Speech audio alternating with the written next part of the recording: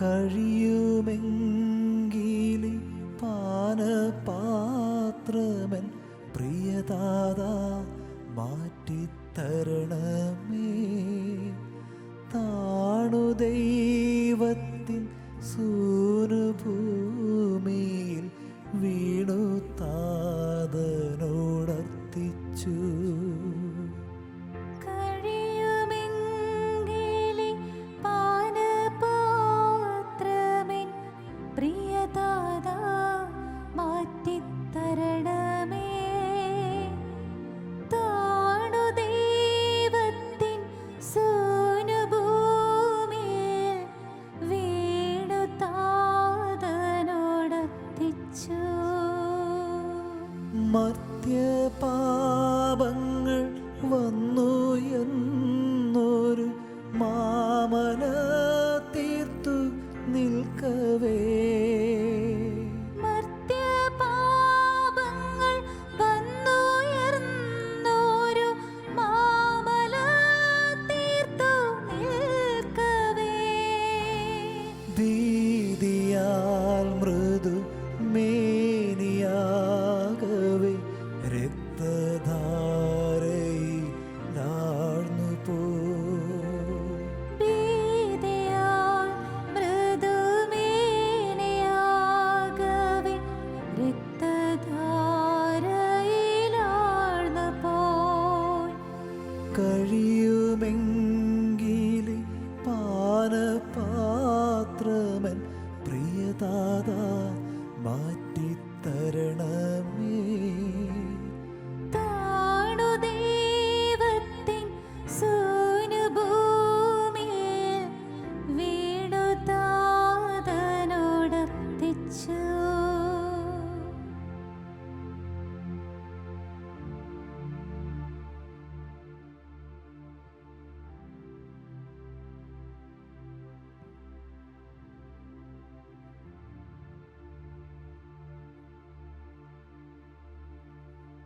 പിതാവിൻ്റെയും പുത്രൻ്റെയും പരിശുദ്ധാത്മാവിൻ്റെയും നാമത്തിൽ ആമേൻ. അത്യുന്നതങ്ങളിൽ ദൈവത്തിന് സ്തുതി.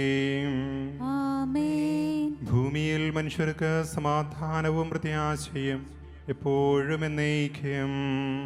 ആമേൻ. സ്വർഗസ്ഥനായ ഞങ്ങളുടെ പിതാവേ, അങ്ങയുടെ നാമം പൂജിതമാകണമേ. അങ്ങയുടെ രാജ്യം വരണമേ. അങ്ങയുടെ തിരുമനസ്സ് സ്വർഗ്ഗത്തിലെ പോലെ ഭൂമിയിലുമാകണമേ. ഞങ്ങൾക്ക് ആവശ്യമായ ആഹാരം ഇന്ന് ഞങ്ങൾക്ക് തരണമേ.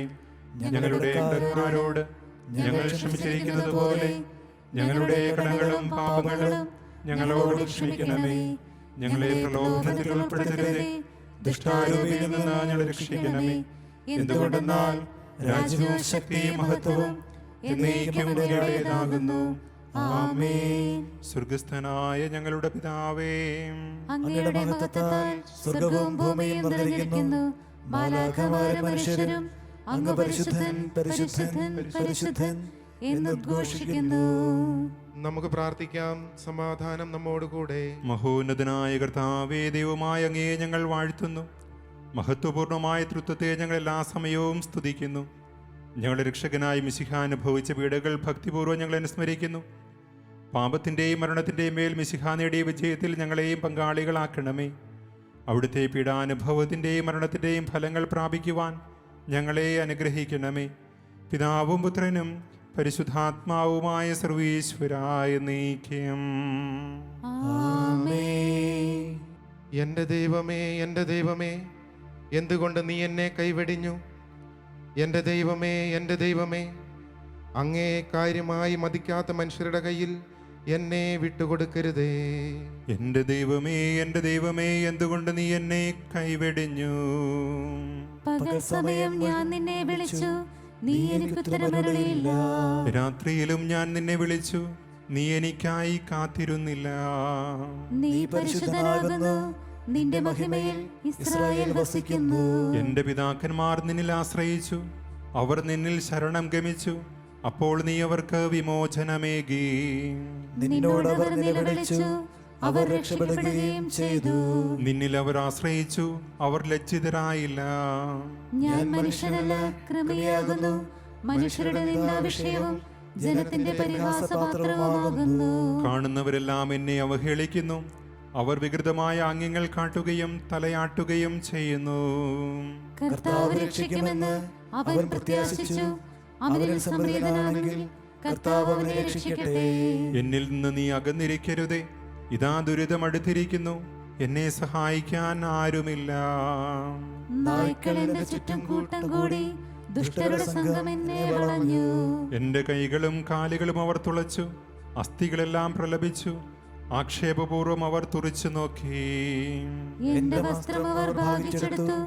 അങ്കിക്ക് വേണ്ടി അവർ ചിട്ടിയിട്ടു. കർത്താവേ, നീ എന്നിൽ നിന്ന് അകന്നു പോകരുതേ. എന്റെ ദൈവമേ, എന്റെ ദൈവമേ, സഹായത്തിന് വേഗം വരണമേ. വാളിൽ നിന്ന് എന്റെ ജീവനെ രക്ഷിക്കണമേ. ഏകാകിയായ എന്നെ നായ്ക്കളിൽ നിന്ന് വിടുവിക്കണമേ. സിംഹത്തിന്റെ വായിൽ നിന്ന് എന്നെ രക്ഷിക്കണമേ. ഉയർന്ന കൊമ്പിൽ നിന്ന് എളിയവനായ എന്നെ വിടുവിക്കണമേ. അഗതിയുടെ അർത്ഥന അവൻ നിന്ദിച്ചില്ല. അവഗണിക്കുകയോ മുഖം തിരിക്കുകയോ ചെയ്തില്ല. അയാൾ വിളിച്ചപ്പോൾ അവൻ ശ്രവിച്ചു. ജനസമൂഹത്തിൽ എനിക്കുള്ള സ്തുതി നിന്റെ പക്കൽ നിന്നാകുന്നു. ഭക്തന്മാർ കാണെ നേർച്ച ഞാൻ നിവർത്തിക്കും. ദരിദ്രർ ഭക്ഷിച്ചു തൃപ്തരാകും. കർത്താവിനെ തേടുന്നവർ അവനെ സ്തുതിക്കും. സംതൃപ്തരായി എന്നെന്നും ജീവിക്കും. ഭൂവാസികളെല്ലാവരും കർത്താവിനെ അനുസ്മരിക്കട്ടെ. അവർ അവന്റെ പക്കലേക്ക് പിന്തിരിയട്ടെ. വിജാതീയരുടെ തലമുറകളെല്ലാം തിരുമുൻപിൽ പ്രണമിക്കട്ടെ. രാജ്യം കർത്താവിൻ്റെതാകുന്നു. വിജാതിയരുടെ അധിപൻ അവനാകുന്നു. ദിവസം മുഴുവൻ ഞങ്ങൾ നിന്നെ സ്തുതിച്ചു. എന്നും നിന്റെ നാമം പ്രകീർത്തിച്ചു. എന്നിട്ടും നീ ഞങ്ങളെ വിസ്മരിച്ചു. ലജ്ജിക്കാൻ ഞങ്ങൾക്കിടയാക്കിയല്ലോ. സൈന്യത്തോടൊപ്പം നീ ഇറങ്ങുന്നില്ല. പിന്തിരിഞ്ഞോടുവാൻ ഞങ്ങൾക്കിടവരുത്തി. ശത്രുക്കൾ ഞങ്ങളെ കൊള്ളയടിച്ചു. കൊന്നു തിന്നാനുള്ള ആടിനെ പോലെ നീ ഞങ്ങളെ അവർക്ക് നൽകി. ജനതകൾക്കിടയിൽ ഞങ്ങളെ ചിതറിച്ചു. സ്വന്തം ജനത്തെ വിലയില്ലാതെ വിറ്റു. അവരുടെ വില നീ വർദ്ധിപ്പിച്ചുമില്ല. അയൽക്കാർക്ക് ഞങ്ങളെ പരിഹാസവിഷയമാക്കി. ചുറ്റുമുള്ളവർക്ക് നിന്ദയ്ക്കും ആക്ഷേപത്തിനും പാത്രമാക്കി. വിജാതിയരുടെ മധ്യത്തിൽ പഴമൊഴിയാക്കി. ജനപദങ്ങൾക്കിടയിൽ അവഹേളിതരാക്കി. ദിവസം മുഴുവൻ ഞാൻ അപമാനിതനാകുന്നു. ലജ്ജ മൂലം ഞാൻ മുഖം മറച്ചിരിക്കുന്നു. നിന്ദിക്കുകയും ദൂഷിക്കുകയും ചെയ്യുന്നവന്റെ സ്വരമുയരുന്നു. പ്രതികാരം ചെയ്യുന്ന ശത്രു ഇതാ എന്റെ മുമ്പിൽ. ഇതെല്ലാം ഞങ്ങൾക്ക് സംഭവിച്ചു. എങ്കിലും ഞങ്ങൾ നിന്നെ മറന്നില്ല. നിന്റെ ഉടമ്പടി ഞങ്ങൾ ലംഘിച്ചിട്ടില്ല. പിന്നോക്കം ഞങ്ങൾ തിരിഞ്ഞതുമില്ല. നിന്റെ മാർഗത്തിൽ നിന്ന് മാറിയില്ല. വീണ്ടും നീ ഞങ്ങളെ എളിമപ്പെടുത്തി മരണത്തിന്റെ നിഴലിൽ മൂടിക്കളഞ്ഞു. എന്നിട്ടും തിരുനാമം ഞങ്ങൾ വിസ്മരിച്ചില്ല. അന്യദേവന്മാരുടെ നേർക്ക് കൈനീട്ടിയില്ല. ഇതെല്ലാം പരിശോധിക്കുന്നത് ദൈവമാകുന്നു. ഹൃദയവിചാരങ്ങൾ അവൻ അറിയുന്നു. നിന്നെ പ്രതി അനുദിനം ഞങ്ങൾ വധിക്കപ്പെടുന്നു. അറക്കാനുള്ള ആടുകളായി ഗണിക്കപ്പെടുന്നു. കർത്താവേ, ഉറങ്ങരുതേ, ഉണരണമേ, ഞങ്ങളെ ഓർക്കണമേ, മറക്കരുതേ. ഞങ്ങളിൽ നിന്ന് തിരുവചനം തിരിക്കരുതേ. ഞങ്ങളുടെ താഴ്ചയും ഞെരുക്കവും മറക്കരുതേ. പൂഴിയോളം ഞങ്ങൾ താഴ്ന്നിരിക്കുന്നു. ഉദരം നിലത്തൊട്ടിച്ചേർന്നു പോയി. കാരുണ്യപൂർവം നീ എഴുന്നേൽക്കണമേ. സഹായിക്കണമേ, രക്ഷയരുളണമേ. ദൈവമേ, എന്നോട് കരുണ തോന്നണമേ. എന്തെന്നാൽ മനുഷ്യർ എന്നെ ചവിട്ടി മെതിക്കുന്നു. മല്ലന്മാർ ദിവസം മുഴുവൻ എന്നെ ഞെരുക്കുന്നു. ദിവസം മുഴുവൻ എന്റെ ശത്രുക്കൾ എന്നെ ചവിട്ടി മെതിക്കുന്നു. അനേകം യോദ്ധാക്കൾ എനിക്കെതിരായി പ്രബലപ്പെടുന്നു. ഞാൻ ദൈവത്തിൽ ആശ്രയിക്കുന്നു. പകൽ സമയത്ത് പോലും ഞാൻ ഭയപ്പെടുകയില്ല. ദൈവത്തിൽ ഞാൻ അഭിമാനിക്കുന്നു. അവരിൽ ഞാൻ സമാശ്രയിക്കുന്നു. എനിക്ക് ഭയാശങ്കകളില്ല. മനുഷ്യൻ എന്നോട് എന്ത് ചെയ്യാനാകും? അവർ ദിവസം മുഴുവനും എനിക്കെതിരായി ആലോചിക്കുന്നു. തിന്മ നിരൂപിക്കുന്നു. അവർ ഒളിച്ചിരിക്കുന്നു. എന്നെ അപായപ്പെടുത്തുവാൻ കാത്തിരിക്കുന്നു. എന്റെ കുതികാലുകളെ നിരീക്ഷിക്കുന്നു. അവനെ രക്ഷിക്കാൻ ആരുമില്ലെന്ന് അവർ വീമ്പിളക്കുന്നു. വിജാതിയരോടുള്ള കോപത്തിൽ നീ അവരെ വിധിക്കണമേ. ദൈവമേ, നിന്നിലുള്ള വിശ്വാസം ഞാൻ അറിയിച്ചു. എന്റെ കണ്ണീരെല്ലാം തിരുസന്നിധിയിൽ സൂക്ഷിക്കണമേ. നിന്റെ ഗ്രന്ഥത്തിൽ അവ രേഖപ്പെടുത്തണമേ. എന്റെ ശത്രുക്കൾ ലജ്ജിച്ചു പുറം തിരിയട്ടെ. ദൈവം എന്നോടൊത്താണെന്ന് ഞാൻ അറിയുന്നു. ദൈവവചനം ഞാൻ കീർത്തിക്കുന്നു. ദൈവത്തിൽ ഞാൻ ആശ്രയിക്കുന്നു. എന്നെ അപായപ്പെടുത്തുവാൻ കാത്തിരിക്കുന്നു. എൻ്റെ കുതികാലുകളെ നിരീക്ഷിക്കുന്നു. അവരെ രക്ഷിക്കാൻ ആരുമില്ലെന്ന് അവർ വീമ്പിളക്കുന്നു. വിജാതിയോരോടുള്ള കോപത്തിൽ നീ അവരെ വിധിക്കണമേ. ദൈവമേ, നിന്നിലുള്ള വിശ്വാസം ഞാൻ അറിയിച്ചു. എന്റെ കണ്ണീരെല്ലാം തിരുസന്നിധിയിൽ സൂക്ഷിക്കണമേ. നിന്റെ ഗ്രന്ഥത്തിൽ അവ രേഖപ്പെടുത്തണമേ. എൻ്റെ ശത്രുക്കൾ ലജ്ജിച്ചു പുറം തിരിയട്ടെ. ദൈവം എന്നോടൊത്താണെന്ന് ഞാൻ അറിയുന്നു. ദൈവവചനം ഞാൻ കീർത്തിക്കുന്നു. ദൈവത്തിൽ ഞാൻ ആശ്രയിക്കുന്നു. എനിക്ക് ഭയാശങ്കകളില്ല. മനുഷ്യൻ എന്നോട് എന്ത് ചെയ്യാനാകും? നിനക്കുള്ള നേർച്ചകൾ ഞാൻ നിറവേറ്റും. കൃതജ്ഞതാബലി അർപ്പിക്കും. എൻ്റെ ആത്മാവിനെ മരണത്തിൽ നിന്നും പാദങ്ങളെ വീഴ്ചയിൽ നിന്നും അങ്ങ് സംരക്ഷിച്ചു. പിതാവിനും പുത്രനും പരിശുദ്ധാത്മാവിനും സ്തുതി. ആദ്യം മുതൽ എന്നേക്കും ആമേൻ. എൻ്റെ ദൈവമേ, എന്തുകൊണ്ട് നീ എന്നെ കൈവിടിഞ്ഞു? എൻ്റെ ദൈവമേ, അങ്ങേ കാര്യമായി മതിക്കാത്ത മനുഷ്യരുടെ കയ്യിൽ എന്നെ വിട്ടുകൊടുക്കരുതേ. നമുക്ക് പ്രാർത്ഥിക്കാം, സമാധാനം നമ്മോട് കൂടെ. ഞങ്ങളുടെ കർത്താവായ ദൈവമേ, മനുഷ്യവംശത്തിന് നൽകിയ നന്മകൾക്കായി അങ്ങയുടെ മഹനീയ തൃത്വത്തിൻ്റെ ഉന്നതവും ഭാഗ്യപൂർണവും പരിശുദ്ധവുമായ നാമത്തിന് സ്തുതിയും ബഹുമാനവും കൃതജ്ഞതയും ആരാധനയും നിരന്തരം സമർപ്പിക്കുവാൻ ഞങ്ങൾ കടപ്പെട്ടവരാകുന്നു. പിതാവും പുത്രനും പരിശുദ്ധാത്മാവുമായ സർവീശ്വരാ എന്നേക്കും.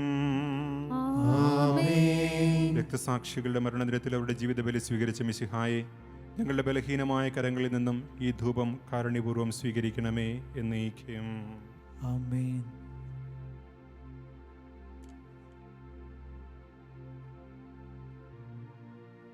ഞങ്ങളുടെ കർത്താവായ ദൈവമേ, അങ്ങ് നൽകിയിട്ടുള്ളതുമെന്നാൽ കൃതജ്ഞത പ്രകാശിപ്പിക്കുവാൻ ഞങ്ങൾക്ക് കഴിയാത്തതുമായ എല്ലാ സഹായങ്ങൾക്കും അനുഗ്രഹങ്ങൾക്കുമായി സകല സൗഭാഗ്യങ്ങളും നന്മകളും നിറഞ്ഞ മുടിചൂടി നിൽക്കുന്ന സഭയിൽ ഞങ്ങളങ്ങേ നിരന്തരം സ്തുതിക്കുകയും മഹത്വപ്പെടുത്തുകയും ചെയ്യട്ടെ. അങ്ങ് സകലത്തിൻ്റെയും നാഥനും സൃഷ്ടാവുമാകുന്നു. പിതാവും പുത്രനും പരിശുദ്ധാത്മാവുമായ സർവീശ്വരായ നീക്കം. ആമേൻ. സർവാധിപനാം കർത്താവേ, നിന്നെ വണങ്ങി നമിക്കുന്നു. ഈശോനാഥ, വിനയമോടെ നിന്നെ നമിച്ചു പുകഴ്ത്തുന്നു. മർത്യനു നിത്യമഹോന്നതമാം ഉദ്ധാനം നീ അരുളുന്നു. അക്ഷയം അവനുടെ ആത്മാവിൻ ഉത്തമ രക്ഷയമേകുന്നു. നമുക്ക് പ്രാർത്ഥിക്കാം, സമാധാനം നമ്മോടുകൂടെ. എൻ്റെ കർത്താവേ, നീ സത്യമായും ഞങ്ങളുടെ ശരീരങ്ങളെ ഉയർപ്പിക്കുന്നവനും ആത്മാക്കളെ രക്ഷിക്കുന്നവനും ജീവനെ നിത്യം പരിപാലിക്കുന്നവനുമാകുന്നു. ഞങ്ങളെപ്പോഴും നിനക്ക് സ്തുതിയും കൃതജ്ഞതയും ആരാധനയും സമർപ്പിക്കുവാൻ കടപ്പെട്ടവരാകുന്നു. സകലത്തിൻ്റെയും നാഥായ നീക്കം.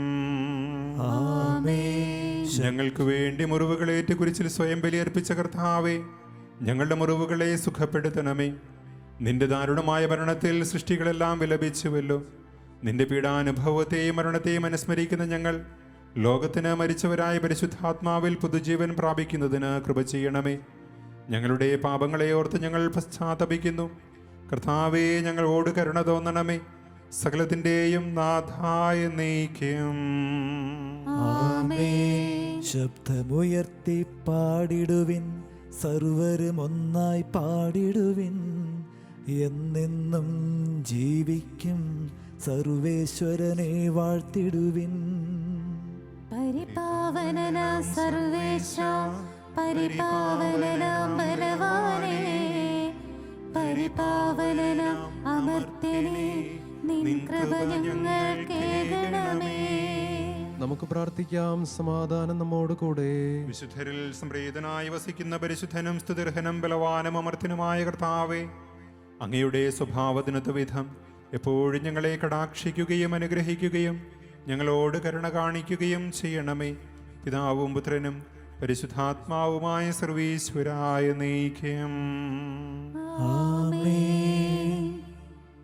ഒന്നാം വായന. ഉൽപ്പത്തി പുസ്തകത്തിൽ നിന്നുള്ള വായന.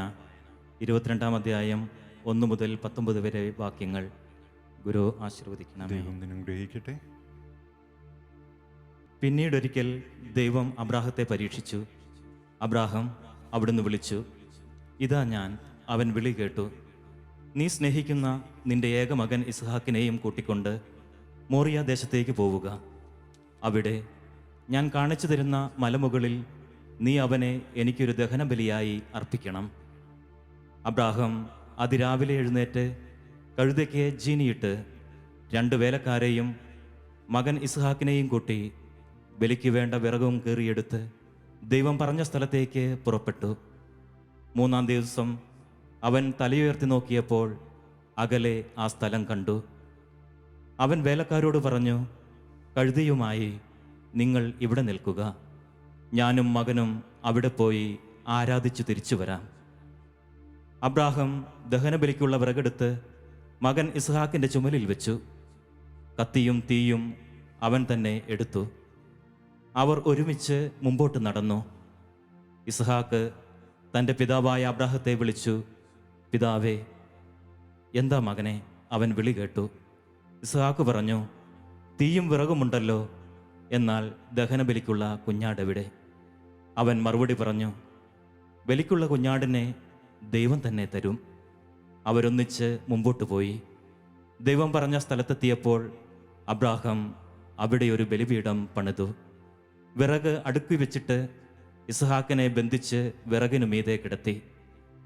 മകനെ ബലി കഴിക്കാൻ അബ്രാഹാം കത്തി കയ്യിലെടുത്തു. തൽക്ഷണം കർത്താവിൻ്റെ ദൂതൻ ആകാശത്തു നിന്ന് അബ്രാഹാം അബ്രാഹാം എന്ന് വിളിച്ചു. ഇതാ ഞാൻ. അവൻ വിളി കേട്ടു. കുട്ടിയുടെ മേൽ കൈവയ്ക്കരുത്, അവനെ ഒന്നും ചെയ്യരുത്. നീ ദൈവത്തെ ഭയപ്പെടുന്നുവെന്ന് എനിക്കിപ്പോൾ ഉറപ്പായി. കാരണം നിന്റെ ഏകപുത്രനെ എനിക്ക് തരാൻ നീ മടി കാണിച്ചില്ല. അബ്രാഹാം തലപൊക്കി നോക്കിയപ്പോൾ തൻ്റെ പിന്നിൽ മുൾച്ചെടികളിൽ കൊമ്പുടക്കി കിടക്കുന്ന ഒരു മുട്ടാടിനെ കണ്ടു. അവൻ അതിനെ മകനു പകരം ദഹനബലി അർപ്പിച്ചു. അബ്രാഹാം ആ സ്ഥലത്തിന് യാഹ്വേ ഇരേ എന്നു പേരിട്ടു. കർത്താവിൻ്റെ മലയിൽ അവിടുന്ന് വേണ്ടത് പ്രദാനം ചെയ്യുന്നുവെന്ന് ഇന്നുവരെയും പറയപ്പെടുന്നു. കർത്താവിൻ്റെ ദൂതൻ ആകാശത്തു നിന്ന് വീണ്ടും അബ്രാഹത്തെ വിളിച്ചു പറഞ്ഞു, കർത്താവ് അരുളി ചെയ്യുന്നു, നീ നിന്റെ ഏകപുത്രനെ പോലും എനിക്ക് തരാൻ മടിക്കായക കൊണ്ട് ഞാൻ ശബ്ദം ചെയ്യുന്നു. ഞാൻ നിന്നെ സമൃദ്ധമായി അനുഗ്രഹിക്കും. നിന്റെ സന്തതികളെ ആകാശത്തിലെ നക്ഷത്രങ്ങൾ പോലെയും കടൽ തീരത്തിലെ മണൽത്തരി പോലെയും ഞാൻ വർദ്ധിപ്പിക്കും. ശത്രുവിൻ്റെ നഗരകവാടങ്ങൾ അവർ പിടിച്ചെടുക്കും. നീ എൻ്റെ വാക്ക് അനുസരിച്ചതുകൊണ്ട് നിന്റെ സന്തതിയിലൂടെ ലോകത്തിലെ ജനതകളെല്ലാം അനുഗ്രഹിക്കപ്പെടും. അബ്രാഹാം എഴുന്നേറ്റ് തൻ്റെ വേലക്കാരുടെ അടുത്തേക്ക് ചെന്നു. അവരൊന്നിച്ച് ബെർഷബായിലേക്ക് തിരിച്ചുപോയി. അബ്രാഹാം ബെർഷബായിൽ പാർത്തു. ദൈവമായ കർത്താവിന് സ്തുതി. കർത്താവിൻ്റെ രക്ഷയും പ്രകാശവുമാകുന്നു. ഞാൻ ആരെ പേടിക്കണം? രഹസ്യങ്ങൾ അറിയുന്ന ദൈവമേ, അങ്ങയുടെ തിരുമുൻപിൽ നിന്ന് എന്നെ തള്ളിക്കളയരുതേ. കർത്താവിൻ്റെ ജീവന്റെ ശക്തിയാകുന്നു. ആരിൽ നിന്ന് ഞാൻ വിരണ്ടോടണം? നിന്ദകരും എതിരാളികളും ദുർവൃത്തരും എന്നെ വിഴുങ്ങുവാൻ സമീപിച്ചു. അപ്പോൾ അവർ ഒന്നടങ്കം മറിഞ്ഞു വീണു. ഒരു കാര്യം കർത്താവിനോട് ഞാൻ ചോദിച്ചിട്ടുണ്ട്, അത് തന്നെ ഞാൻ അപേക്ഷിക്കുന്നു. എനിക്ക് ജീവിതകാലം മുഴുവനും കർത്താവിന്റെ ഭവനത്തിൽ വസിക്കണം. കർത്താവേ, നിന്നെ ഞാൻ വിളിക്കുമ്പോൾ എൻ്റെ ശബ്ദം കേൾക്കണമേ. എന്നിൽ കനിയണമേ, എനിക്ക് ഉത്തരമരുളണമേ. എന്റെ ഹൃദയം നിന്നോട് സംസാരിക്കുന്നു, എന്റെ വചനം തിരുമുഖം തേടുന്നു. കർത്താവേ, നിന്റെ മുഖം എന്നിൽ നിന്ന് മറക്കരുതേ. എൻ്റെ സഹായകനായ കർത്താവേ, നിന്റെ ദാസനായ എന്നെ ദ്വേഷത്തോടെ ശിക്ഷിക്കരുതേ. കർത്താവേ, നിന്റെ വഴി എന്നെ പഠിപ്പിക്കണമേ, നേർവഴിയിലൂടെ എന്നെ നയിക്കണമേ. എൻ്റെ വൈരികൾക്ക് എന്നെ കൈയാളിക്കരുതേ. എനിക്കെതിരായി കള്ളസാക്ഷികൾ അണിനിരക്കുന്നു, അവർ തിന്മ സംസാരിക്കുന്നു. പിതാവിനും പുത്രനും പരിശുദ്ധാത്മാവിനും സ്തുതി, ആദ്യം മുതൽ എന്നേക്കും ആമേൻ. കർത്താവിൻ്റെ രക്ഷയും പ്രകാശവുമാകുന്നു. ഞാൻ ആരെ പേടിക്കണം? രഹസ്യങ്ങൾ അറിയുന്ന ദൈവമേ, അങ്ങേ തിരുമുൻപിൽ നിന്ന് എന്നെ തള്ളിക്കളയരുതേ. രണ്ടാം വായന. യേശയ്യായുടെ പുസ്തകത്തിൽ നിന്നുള്ള വായന. ഗുരു ആശീർവദിക്കണമേ. ദൈവം നിന്നെ അനുഗ്രഹിക്കട്ടെ. എൻ്റെ ദാസന് ശ്രേയസ്സുണ്ടാകും. അവൻ അത്യുന്നതങ്ങളിലേക്ക് ഉയർത്തപ്പെടുകയും പുകഴ്ത്തപ്പെടുകയും ചെയ്യും. അവനെ കണ്ടവർ അമ്പരന്നുപോയി. മനുഷ്യനെന്ന് തോന്നാത്ത വിധം അവൻ വിരൂപനായിരിക്കുന്നു. അവൻ്റെ രൂപം മനുഷ്യൻ്റേതല്ല. അവൻ അനേക ജനതകളെ പരിഭ്രാന്തരാക്കും. രാജാക്കന്മാർ അവൻ മൂലം നിശബ്ദരാകും. അവരോട് പറഞ്ഞിട്ടില്ലാത്തവ അവർ കാണും, കേട്ടിട്ടില്ലാത്തവ മനസ്സിലാക്കുകയും ചെയ്യും. നമ്മൾ കേട്ടത് ആര് വിശ്വസിച്ചു?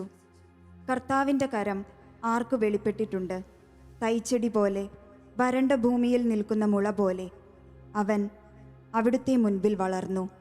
ശ്രദ്ധാർഹമായ രൂപഭംഗിയോ ഗാംഭീര്യമോ ആകർഷകമായ സൗന്ദര്യമോ അവനുണ്ടായിരുന്നില്ല. അവൻ മനുഷ്യരാൽ നിന്ദിക്കപ്പെടുകയും ഉപേക്ഷിക്കപ്പെടുകയും ചെയ്തു. അവൻ വേദനയും ദുഃഖവും നിറഞ്ഞവനായിരുന്നു. അവനെ കണ്ടവർ മുഖം തിരിച്ചു കളഞ്ഞു. അവൻ നിന്ദിക്കപ്പെട്ടു, നാം അവരെ ബഹുമാനിച്ചതുമില്ല. നമ്മുടെ വേദനകളാണ് യഥാർത്ഥത്തിൽ അവൻ വഹിച്ചത്, നമ്മുടെ ദുഃഖങ്ങളാണ് അവൻ ചുമന്നത്. എന്നാൽ ദൈവം അവനെ പ്രഹരിക്കുകയും ശിക്ഷിക്കുകയും ദണ്ഡിപ്പിക്കുകയും ചെയ്തെന്ന് നാം കരുതി. നമ്മുടെ അതിക്രമങ്ങൾക്കു വേണ്ടി അവൻ മുറിവേൽപ്പിക്കപ്പെട്ടു, നമ്മുടെ അകൃത്യങ്ങൾക്കു വേണ്ടി ക്ഷതമേൽപ്പിക്കപ്പെട്ടു. അവൻ്റെ മേലുള്ള ശിക്ഷ നമുക്ക് രക്ഷ നൽകി. അവൻ്റെ ക്ഷതങ്ങളാൽ നാം സൗഖ്യം പ്രാപിച്ചു. ആടുകളെപ്പോലെ നാം വഴിതെറ്റിപ്പോയി, നാം ഓരോരുത്തരും സ്വന്തം വഴിക്ക് പോയി. നമ്മുടെ അകൃത്യങ്ങൾ കർത്താവ് അവൻ്റെ മേൽ ചുമത്തി. അവൻ മർദ്ദിക്കപ്പെടുകയും പീഡിപ്പിക്കപ്പെടുകയും ചെയ്തു, എങ്കിലും അവൻ ഉരിയാടിയില്ല. കൊല്ലാൻ കൊണ്ടുപോകുന്ന കുഞ്ഞാടിനെ പോലെയും രോമം കത്രിക്കുന്നവരുടെ മുൻപിൽ നിൽക്കുന്ന ചെമ്മരിയാടിനെ പോലെയും അവൻ മൗനം പാലിച്ചു. മർദ്ദനത്തിനും ശിക്ഷാവിധിക്കും അധീനനായി അവൻ എടുക്കപ്പെട്ടു. എൻ്റെ ജനത്തിൻ്റെ പാപം നിമിത്തമാണ് അവൻ പീഡനമേറ്റ് ജീവിക്കുന്നവരുടെ ഇടയിൽ നിന്ന് വിച്ഛേദിക്കപ്പെട്ടതെന്ന് അവൻ്റെ തലമുറയിൽ ആരു കരുതി? അവൻ ഒരു അതിക്രമവും ചെയ്തില്ല, അവൻ്റെ വായിൽ നിന്ന് വഞ്ചന പുറപ്പെട്ടുമില്ല. എന്നിട്ടും ദുഷ്ടരുടെയും ധനികരുടെയും ഇടയിൽ അവൻ സംസ്കരിക്കപ്പെട്ടു. അവന് ക്ഷതമേൽക്കണമെന്നത് കർത്താവിൻ്റെ ഹിതമായിരുന്നു. ദൈവമായ കർത്താവിന് സ്തുതി.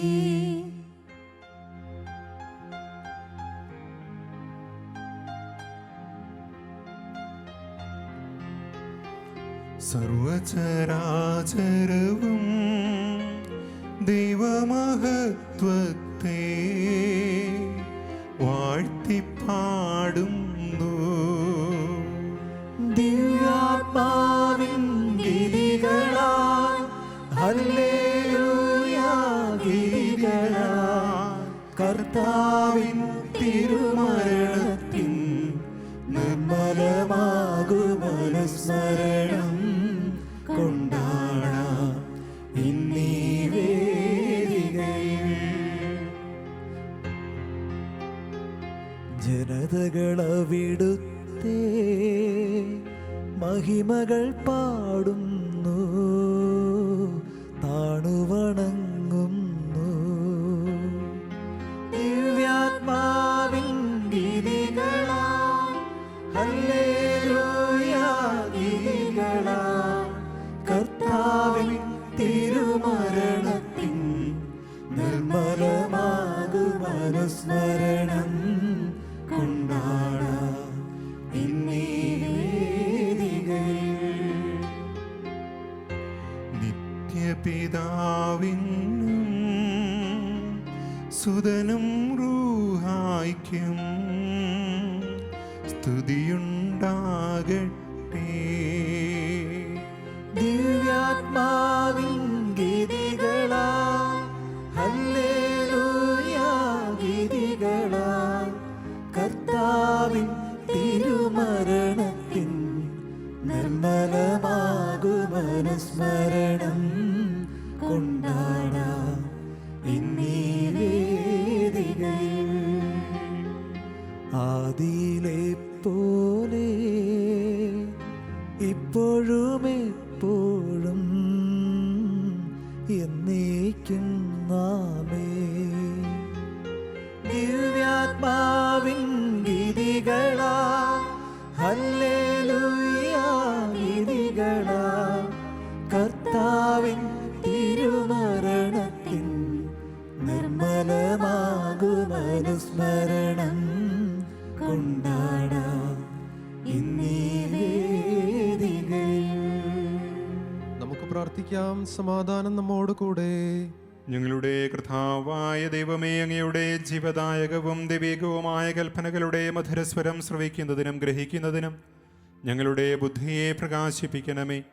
അതുവഴി ആത്മശരീരങ്ങൾക്ക് ഉപകരിക്കുന്ന സ്നേഹവും ശരണവും രക്ഷയും ഞങ്ങളിൽ ഫലമണിയുന്നതിനും നിരന്തരം ഞങ്ങൾ അങ്ങയെ സ്തുതിക്കുന്നതിനും അങ്ങയുടെ കാരുണ്യത്താലും അനുഗ്രഹത്താലും ഞങ്ങളെ സഹായിക്കണമേ. പിതാവും പുത്രനും പരിശുദ്ധാത്മാവുമായ സർവീശ്വര എന്നേക്കും. ആമേൻ. എൻ്റെ സഹോദരരെ, വിശുദ്ധ പൗലോസ്ലീഹ റോമാക്കാർക്ക് എഴുതിയ ലേഖനം 5-ാം അധ്യായം 6 മുതലുള്ള വാക്യങ്ങൾ ആശ്രവദിക്കണമേ. മിശിഹാ നിന്നെ അനുഗ്രഹിക്കട്ടെ. നാം ബലഹീനരായിരിക്കെ നിർണയിക്കപ്പെട്ട സമയത്ത് ക്രിസ്തു പാപികൾക്ക് വേണ്ടി മരിച്ചു. നീതിമാന് വേണ്ടി പോലും ആരെങ്കിലും മരിക്കുക പ്രയാസമാണ്. ഒരു പക്ഷേ ഒരു നല്ല മനുഷ്യന് വേണ്ടി മരിക്കാൻ വല്ലവരും തുനിഞ്ഞെന്ന് വരാം. എന്നാൽ നാം പാപികളായിരിക്കെ ക്രിസ്തു നമുക്ക് വേണ്ടി മരിച്ചു. അങ്ങനെ നമ്മോടുള്ള തൻ്റെ സ്നേഹം ദൈവം പ്രകടമാക്കിയിരിക്കുന്നു. ആകയാൽ ഇപ്പോൾ അവൻ്റെ രക്തത്താൽ നീതീകരിക്കപ്പെട്ട നാം അവൻ മൂലം ക്രോധത്തിൽ നിന്ന് രക്ഷിക്കപ്പെടുമെന്നത് തീർച്ചയാണല്ലോ. നാം ശത്രുക്കളായിരുന്നപ്പോൾ അവിടുത്തെ പുത്രൻ്റെ മരണത്താൽ ദൈവവുമായി രമ്യതപ്പെട്ടുവെങ്കിൽ രമ്യതപ്പെട്ടതിന് ശേഷം അവൻ്റെ ജീവൻ മൂലം രക്ഷിക്കപ്പെടുമെന്നതും തീർച്ച. മാത്രമല്ല, നമ്മുടെ കർത്താവായ യേശുക്രിസ്തു വഴി നാം ദൈവത്തിൽ അഭിമാനിക്കുകയും ചെയ്യുന്നു. അവൻ വഴിയാണല്ലോ നാം ഇപ്പോൾ അനുരഞ്ജനം സാധിച്ചിരിക്കുന്നത്. ഒരു മനുഷ്യൻ മൂലം പാപവും പാപം മൂലം മരണവും ലോകത്തിൽ പ്രവേശിച്ചു. അപ്രകാരം എല്ലാവരും പാപം ചെയ്തതുകൊണ്ട് മരണം എല്ലാവരിലും വ്യാപിച്ചു. നിയമം നൽകപ്പെടുന്നതിന് മുൻപ് തന്നെ പാപം ലോകത്തിലുണ്ടായിരുന്നു. എന്നാൽ നിയമമില്ലാത്തപ്പോൾ പാപം കണക്കിലെടുക്കപ്പെടുന്നില്ല. ആദത്തിൻ്റെ പാപത്തിന് സദൃശമായ പാപം ചെയ്യാതിരുന്നവരുടെ മേൽ പോലും ആദത്തിൻ്റെ കാലം മുതൽ മോശയുടെ കാലം വരെ മരണം ആധിപത്യം പുലർത്തി. ആദം വരാനിരുന്നവൻ്റെ പ്രതിരൂപമാണ്. എന്നാൽ പാപം പോലെയല്ല കൃപാദാനം. ഒരു മനുഷ്യൻ്റെ പാപം മൂലം വളരെ പേർ മരിച്ചുവെങ്കിൽ ദൈവകൃപയും യേശുക്രിസ്തുവെന്ന ഒരു മനുഷ്യൻ്റെ കൃപാദാനവും അനേകർക്ക് എത്രയധികം സമൃദ്ധമായി ലഭിച്ചിരിക്കുന്നു. ഒരുവൻ്റെ പാപത്തിൽ നിന്നുളവായ ഫലം പോലെയല്ല ഈ ദാനം. ഒരു പാപത്തിൻ്റെ ഫലമായി ഉണ്ടാകുന്ന വിധി ശിക്ഷയ്ക്ക് കാരണമായി. അനേകം പാപങ്ങൾക്ക് ശേഷം ആഗതമായ കൃപാദാനമാകട്ടെ നീതീകരണത്തിന് കാരണമായി. നമ്മുടെ കർത്താവായ മിശിഹായ്ക്ക് സ്തുതി.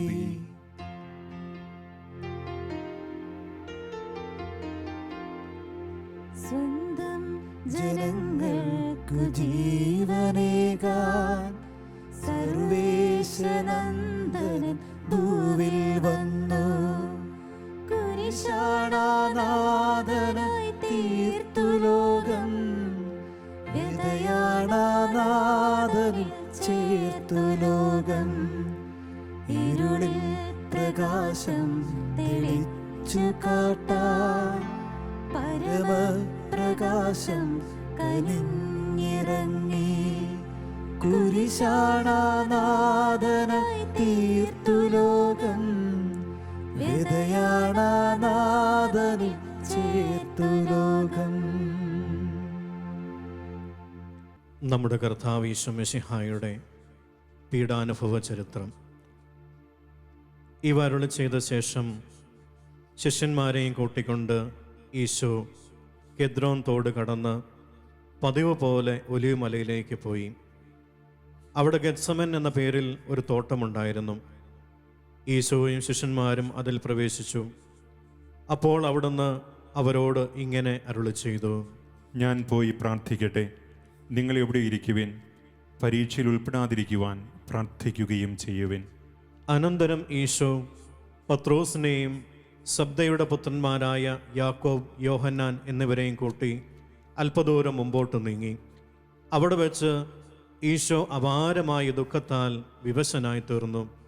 അവിടുന്ന് അവരോട് ഇപ്രകാരം അരുളി ചെയ്തു: എൻ്റെ ആത്മാവ് മരണവേദന അനുഭവിക്കുന്നു, നിങ്ങൾ എന്നോടുകൂടെ ഉണർന്നിരിക്കുവിൻ. അനന്തരം അവിടുന്ന് ഒരു കല്ലേറു ദൂരം മാറി മുട്ടുകുത്തി സാഷ്ടാംഗം വീണ് ഇങ്ങനെ പ്രാർത്ഥിച്ചു: പിതാവേ, കഴിയുമെങ്കിൽ ആ മണിക്കൂർ എന്നിൽ നിന്ന് അകന്നു പോകട്ടെ. അങ്ങ് സർവശക്തനാണല്ലോ. ഈ കാസ എന്നിൽ നിന്ന് മാറ്റി തരണമേ. എങ്കിലും എൻ്റെ ഇഷ്ടമല്ല, അങ്ങയുടെ ഇഷ്ടം നിറവേറട്ടെ.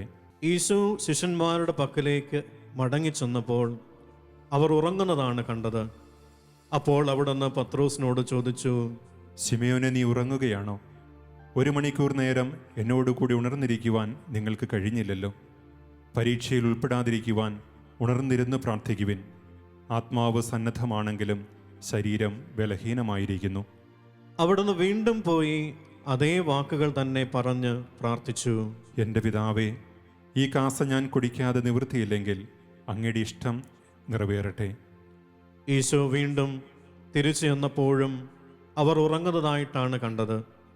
അവരുടെ കണ്ണുകൾ അത്രയ്ക്ക് നിദ്രാഭാരമുള്ളവയായിരുന്നു.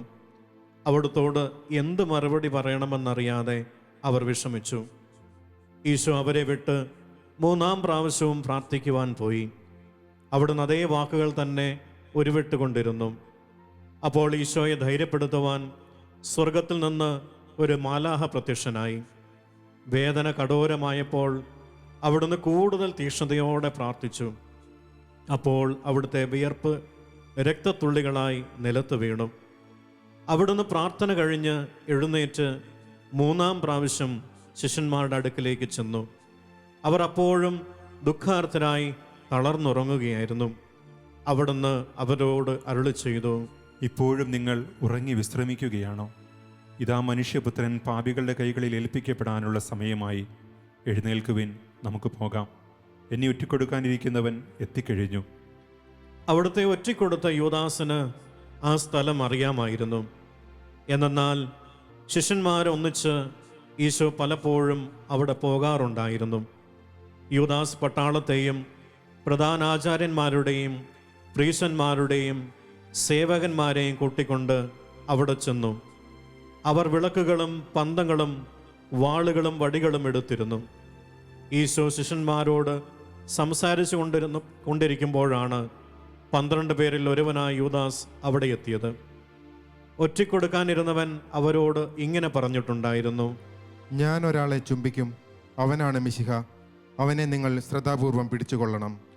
അടുത്തെത്തിയ ഉടനെ യൂദാസ് ഇപ്രകാരം പറഞ്ഞുകൊണ്ട് ഈശോയെ ചുംബിച്ചു. ഗുരു സ്വസ്തി.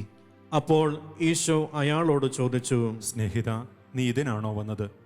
യൂദാസെ, ചുംബിച്ചുകൊണ്ട് നീ മനുഷ്യപുത്രനെ ഒറ്റിക്കൊടുക്കുകയാണോ? സംഭവിക്കാൻ പോകുന്നതെല്ലാം അറിഞ്ഞിരുന്ന ഈശോ അവരുടെ അടുക്കിലേക്ക് ചെന്ന് ഇപ്രകാരം ചോദിച്ചു, നിങ്ങൾ ആരെയാണ് അന്വേഷിക്കുന്നത്? അവർ അവിടുത്തോട് പറഞ്ഞു, നസ്രായനായ ഈശോയാണ് ഞങ്ങൾ അന്വേഷിക്കുന്നത്. ഈശോ അവരോട് അരുളി ചെയ്തു, അത് ഞാൻ തന്നെയാകുന്നു. അവിടുത്തെ ഒറ്റിക്കൊടുത്ത യൂദാസും ആ കൂട്ടത്തിലുണ്ടായിരുന്നു. അത് ഞാൻ തന്നെയാകുന്നു എന്ന് അവിടുന്ന് അരുളി ചെയ്ത ക്ഷണത്തിൽ അവരെല്ലാവരും പുറകോട്ട് മറഞ്ഞു വീണു. ഈശോ വീണ്ടും അവരോട് ചോദിച്ചു, നിങ്ങൾ ആരെയാണ് അന്വേഷിക്കുന്നത്? അവർ വീണ്ടും പറഞ്ഞു, നസ്രായനായ ഈശോയാണ് ഞങ്ങൾ അന്വേഷിക്കുന്നത്. അവിടുന്ന് അവരോട് അരുളി ചെയ്തു, അത് ഞാൻ തന്നെയാണെന്ന് നിങ്ങളോട് പറഞ്ഞു കഴിഞ്ഞല്ലോ. എന്നെയാണ് നിങ്ങൾ അന്വേഷിക്കുന്നതെങ്കിൽ ഇവരെല്ലാം പൊയ്ക്കൊള്ളട്ടെ. അങ്ങ് എന്നെ ഏൽപ്പിച്ചിരുന്നവരിൽ ആരെയും ഞാൻ നഷ്ടപ്പെടുത്തിയില്ല എന്നുള്ള തൻ്റെ വചനം പൂർത്തിയാക്കുവാനാണ് അവിടുന്ന് ഇപ്രകാരം പറഞ്ഞത്. എന്താണ് സംഭവിക്കാൻ പോകുന്നതെന്ന് മനസ്സിലാക്കിയ ശിഷ്യന്മാർ അവിടുത്തോട് ചോദിച്ചു, കർത്താവെ, ഞങ്ങളും വാളെടുക്കട്ടെയോ? ശിമയോൻ പത്രോസിൻ്റെ കൈവശം ഒരു വാളുണ്ടായിരുന്നു. അയാൾ പെട്ടെന്ന് അത് ഊരി പ്രധാനാചാര്യൻ്റെ സേവകനെ വെട്ടി അവൻ്റെ വലത് ചെവി മുറിച്ചു കളഞ്ഞു. ആ സേവകൻ്റെ പേര് മാൽക്കൂസ് എന്നായിരുന്നു. അവൻ്റെ ചെവി തൊട്ട് സുഖപ്പെടുത്തിയ ശേഷം ഈശോ പത്രോസിനോട് അരുളി ചെയ്തു, വാളതിൻ്റെ ഉറയിലിടുക. വാളെടുക്കുന്നവൻ വാളാൽ തന്നെ മരിക്കും. ഞാൻ എൻ്റെ പിതാവിനോട് അപേക്ഷിച്ചാൽ ക്ഷണനേരം കൊണ്ട് 12-ലേറെ വ്യൂഹം മാലാഖമാരെ അയച്ച് ശത്രുകരങ്ങളിൽ നിന്ന് എന്നെ രക്ഷിക്കുകയില്ലെന്നാണോ നീ കരുതുന്നത്? അങ്ങനെ ചെയ്താൽ ഇതെല്ലാം സംഭവിക്കണമെന്ന തിരുവെഴുത്ത് എങ്ങനെ പൂർത്തിയാകും? എൻ്റെ പിതാവ് എനിക്ക് തന്ന കാസ ഞാൻ കുടിക്കേണ്ടതല്ലയോ? അനന്തരം ഈശോ ആ ജനക്കൂട്ടത്തോട് അരുളി ചെയ്തു, ഒരു കവർച്ചക്കാരനെ പിടിക്കാൻ എന്നവണ്ണം വാളുകളും വടികളുമായി നിങ്ങളിപ്പോൾ എൻ്റെ അടുക്കൽ വന്നിരിക്കുന്നു. ഞാൻ എല്ലാ ദിവസവും ദേവാലയത്തിൽ പഠിപ്പിച്ചിരുന്നവനല്ലേ? അന്നൊന്നും നിങ്ങൾ എന്നെ പിടികൂടിയില്ലല്ലോ. ഇത് നിങ്ങളുടെ സമയമാണ്. ഇത് അന്ധകാരത്തിൻ്റെ ഭരണമാണ്. പ്രവചനങ്ങൾ പൂർത്തിയാകുവാൻ ഇങ്ങനെയെല്ലാം സംഭവിച്ചേ മതിയാകൂ. അപ്പോൾ സഹസ്രാധിപനും പട്ടാളക്കാരും യൂതന്മാരുടെ പരിചാരകരും ചേർന്ന് ഈശോയെ പിടിച്ച് ബന്ധിച്ചു. അത് കണ്ട് ശിഷ്യന്മാരെല്ലാവരും അവിടുത്തെ ഉപേക്ഷിച്ച് ഓടിപ്പോയി. എന്നാൽ ഒരു യുവാവ് ഈശോയെ അനുഗമിച്ചിരുന്നു. അവർ അയാളെ പിടികൂടി. ധരിച്ചിരുന്ന വസ്ത്രം ഉപേക്ഷിച്ച് അയാളും ഓടി രക്ഷപ്പെട്ടു. ഈശോയെ ആദ്യം അവർ അന്നാസിൻ്റെ പക്കലേക്കാണ് കൊണ്ടുപോയത്. എന്നാൽ അയാൾ അക്കൊല്ലത്തെ മഹാപുരോഹിതനായിരുന്ന കയ്യപ്പായുടെ സ്വശൂരനായിരുന്നു. ജനങ്ങളൊന്നാകെ നശിക്കാതിരിക്കാൻ ഒരാൾ അവർക്ക് പകരം മരിക്കുന്നത് നല്ലതാണെന്ന് ഒരിക്കൽ പ്രസ്താവിച്ചിട്ടുള്ള ഒരു മനുഷ്യനായിരുന്നു കയ്യാപ്പ. പ്രധാനാചാര്യൻ ഈശോയോട് അവിടുത്തെ ശിഷ്യന്മാരെയും ഉപദേശത്തെയും പറ്റി ചോദിച്ചു. ഈശോ ഇപ്രകാരം മറുപടി പറഞ്ഞു: ഞാൻ ജനങ്ങളോട് പരസ്യമായിട്ടാണ് സംസാരിച്ചിട്ടുള്ളത്. യൂതന്മാരുടെ സംഘത്തിലും ദേവാലയത്തിലുമല്ലാതെ രഹസ്യമായി ഞാൻ ഒന്നും പഠിപ്പിച്ചിട്ടില്ല. പിന്നെ എന്തിനാണ് എന്നോട് ചോദിക്കുന്നത്? ഞാൻ എന്തു പറഞ്ഞുവെന്ന് എൻ്റെ ശ്രോതാക്കളോട് തന്നെ ചോദിക്കുക. ഞാൻ പറഞ്ഞതെല്ലാം അവർക്കറിയാമല്ലോ. അവിടുന്ന് അങ്ങനെ അരുളി ചെയ്തപ്പോൾ അടുത്തു നിന്നിരുന്ന ഒരു പരിചാരകൻ ഇപ്രകാരം ചോദിച്ചുകൊണ്ട് അവിടുത്തെ കവിൾത്തടത്തിൽ അടിച്ചു. ഇങ്ങനെയാണോ പ്രധാനാചാര്യനോട് മറുപടി പറയുന്നത്? ഈശോ അയാളോട് ചോദിച്ചു: ഞാൻ പറഞ്ഞതിൽ എന്തെങ്കിലും തെറ്റുണ്ടെങ്കിൽ അത് കാണിച്ചു തരിക. തെറ്റൊന്നുമില്ലെങ്കിൽ പിന്നെ എന്തിനാണ് എന്നെ അടിച്ചത്? അന്നാസ് ഈശോയെ ബന്ധിതനായി തന്നെ മഹാപുരോഹിതനായ കയ്യപ്പായുടെ അടുക്കിലേക്ക് അയച്ചു. പ്രധാനാചാര്യന്മാരും നിയമജ്ഞരും ജനപ്രമാണികളുമെല്ലാം അവിടെ സമ്മേളിച്ചിരുന്നു. പ്രധാനാചാര്യന്മാരും ന്യായാധിപ സംഘവും ഈശോയെ വധശിക്ഷയ്ക്ക് വിധിക്കാനുള്ള തെളിവുണ്ടാക്കുവാൻ പരിശ്രമിക്കുകയായിരുന്നു. എന്നാൽ അതിൽ അവർ പരാജയമടഞ്ഞു. പലരും അവിടത്തേക്കെതിരായി കള്ളസാക്ഷ്യം പറയുവാൻ തയ്യാറായി ചെന്നെങ്കിലും അവരുടെ സാക്ഷ്യങ്ങൾ തമ്മിൽ പൊരുത്തപ്പെടാതെ പോയി. അവസാനം 2 കള്ളസാക്ഷികൾ ചെന്ന് ഇങ്ങനെ മൊഴി കൊടുത്തു: മനുഷ്യനിർമ്മിതമായ ഈ ദേവാലയം നശിപ്പിച്ച് 3 ദിവസങ്ങൾക്കകം മനുഷ്യനിർമ്മിതമായ മറ്റൊന്ന് ഞാൻ പണിയുമെന്ന് ഈ മനുഷ്യൻ പറയുന്നത് ഞങ്ങൾ കേട്ടിട്ടുണ്ട്. എന്നാൽ അവിടെയും അവരുടെ സാക്ഷ്യങ്ങൾക്ക് തമ്മിൽ പൊരുത്തമില്ലായിരുന്നു. മഹാപുരോഹിതൻ അവരുടെ മധ്യേ എഴുന്നേറ്റ് നിന്നുകൊണ്ട് ഈശോയോട് ചോദിച്ചു: ഈ മനുഷ്യരെല്ലാം നിനക്കെതിരായി നൽകുന്ന സാക്ഷ്യങ്ങളെക്കുറിച്ച് നിനക്കൊന്നും പറയുവാനില്ലേ? ഈശോ യാതൊരു മറുപടിയും നൽകിയില്ല. മഹാപുരോഹിതൻ വീണ്ടും ചോദിച്ചു: നീ ദൈവപുത്രനായ മിശിഹ തന്നെയോ എന്ന് ഞങ്ങളോട് പറയണമെന്ന് സജീവ ദൈവത്തിൻ്റെ നാമത്തിൽ ശപഥം ചെയ്ത് ഞാൻ ആവശ്യപ്പെടുന്നു. ഈശോ അരുളി ചെയ്തു: അങ്ങ് തന്നെ അത് പറഞ്ഞു കഴിഞ്ഞിരിക്കുന്നു. മനുഷ്യപുത്രൻ സർവശക്തൻ്റെ വലതുഭാഗത്തിരിക്കുന്നതും വാനമേഘങ്ങളിൽ എഴുന്നള്ളി വരുന്നതും നിങ്ങൾ കാണുമെന്ന് ഞാൻ നിങ്ങളോട് പറയുന്നു. അത് കേട്ടപ്പോൾ മഹാപുരോഹിതൻ തൻ്റെ വസ്ത്രങ്ങൾ വലിച്ചു കീറിക്കൊണ്ട് പറഞ്ഞു: ഇവൻ ദൈവദൂഷണം പറഞ്ഞിരിക്കുന്നു. ഇനി സാക്ഷികളെ കൊണ്ട് നമുക്ക് എന്താവശ്യം? ഇവൻ ദൈവദൂഷണം പറയുന്നത് നിങ്ങൾ തന്നെ കേട്ടല്ലോ. നിങ്ങളുടെ അഭിപ്രായം എന്താണ്? അവർ മറുപടി പറഞ്ഞു: ഇവൻ മരണശിക്ഷയ്ക്ക് അർഹനാകുന്നു. പിന്നീട് അവർ അവിടുത്തെ മുഖത്ത് തുപ്പുകയും ഇടിക്കുകയും കരണത്ത് അടിക്കുകയും ചെയ്തു. കണ്ണുകൾ മൂടിക്കെട്ടിയ ശേഷം ഇപ്രകാരം ചോദിച്ചുകൊണ്ട് അവിടുത്തെ അടിച്ചു: നിന്നെ അടിച്ചത് ആരാണെന്ന് പ്രവചിക്കുക. അവർ അവിടുത്തേക്കെതിരായി പല ദൂഷണങ്ങളും പറഞ്ഞുകൊണ്ടിരുന്നു. ശിമയോൻ പത്രോസും മറ്റൊരു ശിഷ്യനും മഹാപുരോഹിതന്റെ അങ്കണം വരെ ദൂരത്തുകൂടി ഈശോയെ അനുഗമിക്കുന്നുണ്ടായിരുന്നു. ആ ശിഷ്യൻ മഹാപുരോഹിതനെ പരിചയമുണ്ടായിരുന്നതിനാൽ ഈശോയോട് കൂടെ മഹാപുരോഹിതന്റെ നടുമുറ്റത്ത് പ്രവേശിക്കുവാൻ സാധിച്ചു. എന്നാൽ പത്രോസ് പുറത്ത് വാതിൽക്കൽ നിൽക്കുകയായിരുന്നു. അതിനാൽ മഹാപുരോഹിതനെ പരിചയമുണ്ടായിരുന്ന മറ്റേ ശിഷ്യൻ ചെന്ന് വാതിൽ കാവൽക്കാരിയോട് ശുപാർശ ചെയ്തു. ശിമയോൻ പത്രോസിനെയും അകത്ത് പ്രവേശിപ്പിച്ചു. ആ വാതിൽ കാവൽക്കാരി ശിമയോനോട് ചോദിച്ചു: താനും ആ മനുഷ്യന്റെ ഒരു ശിഷ്യനല്ലയോ? പെട്ടെന്ന് അയാൾ മറുപടി പറഞ്ഞു: ഞാൻ ആ മനുഷ്യന്റെ ശിഷ്യനല്ല. കാര്യങ്ങൾ എങ്ങനെ അവസാനിക്കുമെന്ന് കാണാനായി ശിമയോൻ ഭൃത്യന്മാരോടുകൂടെ അകത്ത് കാത്തിരുന്നു. കുളിരായിരുന്നതിനാൽ ഭൃത്യന്മാരും സേവകന്മാരും തീ കൂട്ടി കാഞ്ഞുകൊണ്ടിരുന്നു. ശിമയോനും അവരോട് കൂടെ തീ കായുകയായിരുന്നു. അപ്പോൾ മഹാപുരോഹിതന്റെ ഒരു പരിചാരിക ആ വഴി വന്നു. അവൾ ശിമയോനെ സൂക്ഷിച്ചു നോക്കിയ ശേഷം ഇങ്ങനെ ചോദിച്ചു, താനും നസ്രായനായ ഈശോയുടെ കൂടെ ഉണ്ടായിരുന്നവനല്ലേ?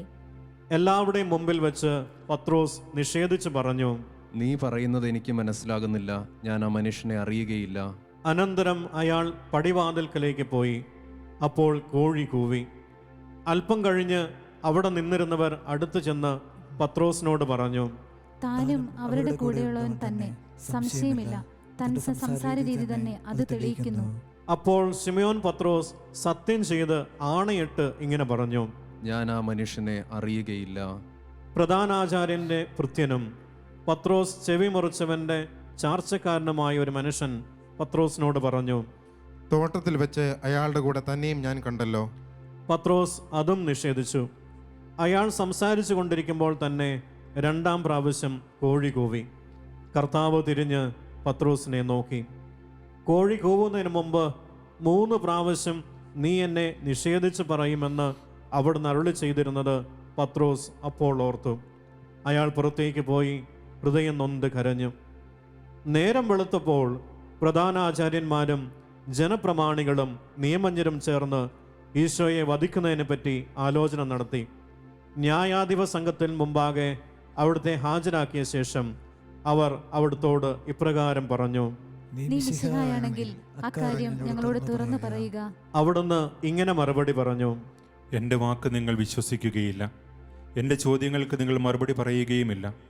ഇന്നു മുതൽ മനുഷ്യപുത്രൻ സർവശക്തനായ ദൈവത്തിൻ്റെ വലതുഭാഗത്തിരിക്കും. അവർ വീണ്ടും അവിടുത്തോട് ചോദിച്ചു, ആകയാൽ നീ ദൈവപുത്രനാണെന്ന് പറയുകയാണോ?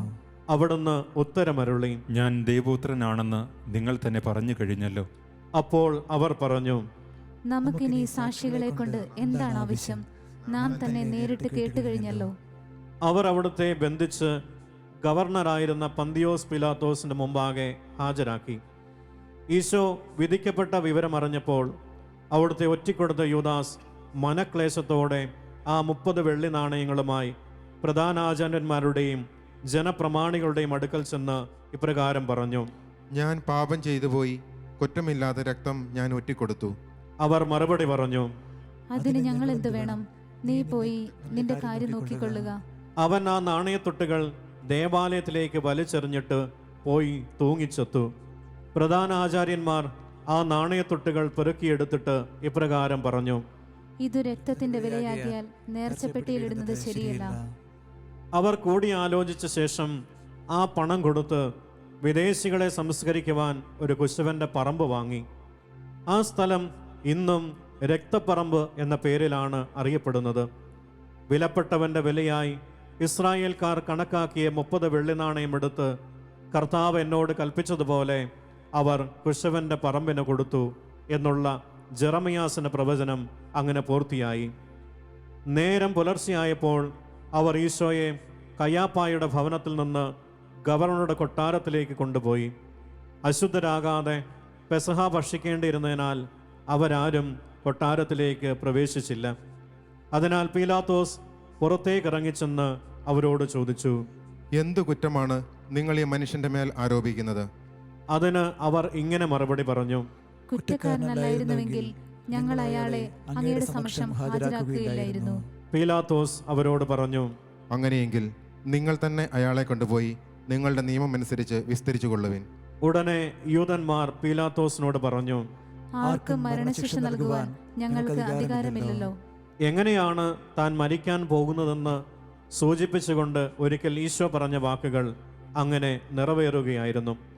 അനന്തരം അവർ ഈശോയുടെ മേൽ ഓരോ കുറ്റങ്ങൾ ആരോപിച്ചു തുടങ്ങി. ഇയാൾ ജനങ്ങളെ വഴിതെറ്റിക്കുകയും സീസറിന് കപ്പം കൊടുക്കുന്നത് തടയുകയും താൻ രാജാവായ മിശിഹായാണെന്ന് പറയുകയും ചെയ്തതായി ഞങ്ങൾക്കറിയാം. അപ്പോൾ പീലാത്തോസ് അകത്തേക്ക് പോയി ഈശോയെ വിളിച്ച് ഇപ്രകാരം ചോദിച്ചു, നിങ്ങൾ യൂതന്മാരുടെ രാജാവാണോ? ഈശോ അരുളി ചെയ്തു, ഇതങ്ങ് സ്വയം ചോദിക്കുന്നുവോ, മറ്റുള്ളവർ എന്നെപ്പറ്റി പറഞ്ഞതുകൊണ്ട് ചോദിക്കുന്നുവോ? മറുപടിയായി പീലാത്തോസ് ചോദിച്ചു, ഞാനൊരു യഹൂദനല്ലല്ലോ. നിങ്ങളുടെ ആളുകളും പ്രധാനാചാര്യന്മാരുമല്ലേ നിങ്ങളെ എൻ്റെ മുൻപിൽ ഹാജരാക്കിയത്. നിങ്ങൾ എന്ത് കുറ്റമാണ് ചെയ്തത്? അപ്പോൾ ഈശോ അരുളി ചെയ്തു, എൻ്റെ രാജ്യം ഐഹികമല്ല. ആയിരുന്നെങ്കിൽ ഞാൻ യൂതന്മാരുടെ കൈകളിൽ വീഴാതിരിക്കുവാൻ എൻ്റെ സേവകന്മാർ യുദ്ധം ചെയ്യുമായിരുന്നു. എൻ്റെ രാജ്യം ഇവിടെയല്ല. പീലാത്തോസ് വീണ്ടും ചോദിച്ചു, അപ്പോൾ നിങ്ങൾ ഒരു രാജാവ് തന്നെയാണോ? ഈശോ ഉത്തരമരുളി, ഞാൻ രാജാവാണെന്ന് അങ്ങ് തന്നെ പറഞ്ഞു. സത്യത്തിന് സാക്ഷ്യം വഹിക്കാനാണ് ഞാൻ ജനിച്ചിരിക്കുന്നത്. അതിനുവേണ്ടി തന്നെയാണ് ഞാൻ ലോകത്തിലേക്ക് വന്നിരിക്കുന്നതും. സത്യത്തോട് ചേർന്ന് നിൽക്കുന്നവരെല്ലാം എൻ്റെ ശബ്ദം കേൾക്കുന്നു. അപ്പോൾ പീലാത്തോസ് ചോദിച്ചു, സത്യം എന്താകുന്നു? ചോദ്യം കഴിഞ്ഞ് ഉടൻ തന്നെ അദ്ദേഹം യൂതന്മാരുടെ നേരെ തിരിഞ്ഞ് പ്രധാന ആചാര്യന്മാരോടും ജനസമൂഹത്തോടും ഇങ്ങനെ പറഞ്ഞു, ഞാൻ ഈ മനുഷ്യനിൽ കുറ്റമൊന്നും കാണുന്നില്ല. അവർ വീണ്ടും ഈശോയിൽ കുറ്റം ആരോപിച്ചു തുടങ്ങി. ഇയാൾ ഗലീല മുതൽ ഇവിടെ വരെ യൂദായ രാജ്യത്തിലെങ്ങും പ്രസംഗിച്ച് ജനങ്ങളെ പ്രക്ഷോഭത്തിന് പ്രേരിപ്പിക്കുന്നു. ഗലീല എന്ന് കേട്ട ഉടനെ പീലാത്തോസ് ചോദിച്ചു, ഈ മനുഷ്യൻ ഗലീലക്കാരനാണോ? ഈശോ ഹെറോദോസിന്റെ അധികാര സീമയിൽപ്പെട്ടവനാണെന്നറിഞ്ഞപ്പോൾ പീലാത്തോസ് അവിടുത്തെ ഹെറോദോസിന്റെ പക്കലേക്ക് അയച്ചു. അദ്ദേഹം അന്ന് ജെറുസലേത്തുണ്ടായിരുന്നു. ഈശോയെ കണ്ടപ്പോൾ ഹെറോദോസ് വളരെ സന്തോഷിച്ചു. അദ്ദേഹം ഈശോയെക്കുറിച്ച് പലതും കേട്ടിട്ടുണ്ടായിരുന്നു. അവിടുത്തെ ഒന്ന് കാണാൻ ആഗ്രഹിച്ചിരിക്കുകയായിരുന്നു. അവിടുന്ന് എന്തെങ്കിലും ഒരത്ഭുതം പ്രവർത്തിക്കുന്നത് കാണാമെന്ന് അദ്ദേഹം പ്രതീക്ഷിച്ചു. ഹെറോദോസ് ഈശോയോട് പലതും ചോദിച്ചു. എന്നാൽ അവിടുന്ന് ഒരു മറുപടിയും പറഞ്ഞില്ല.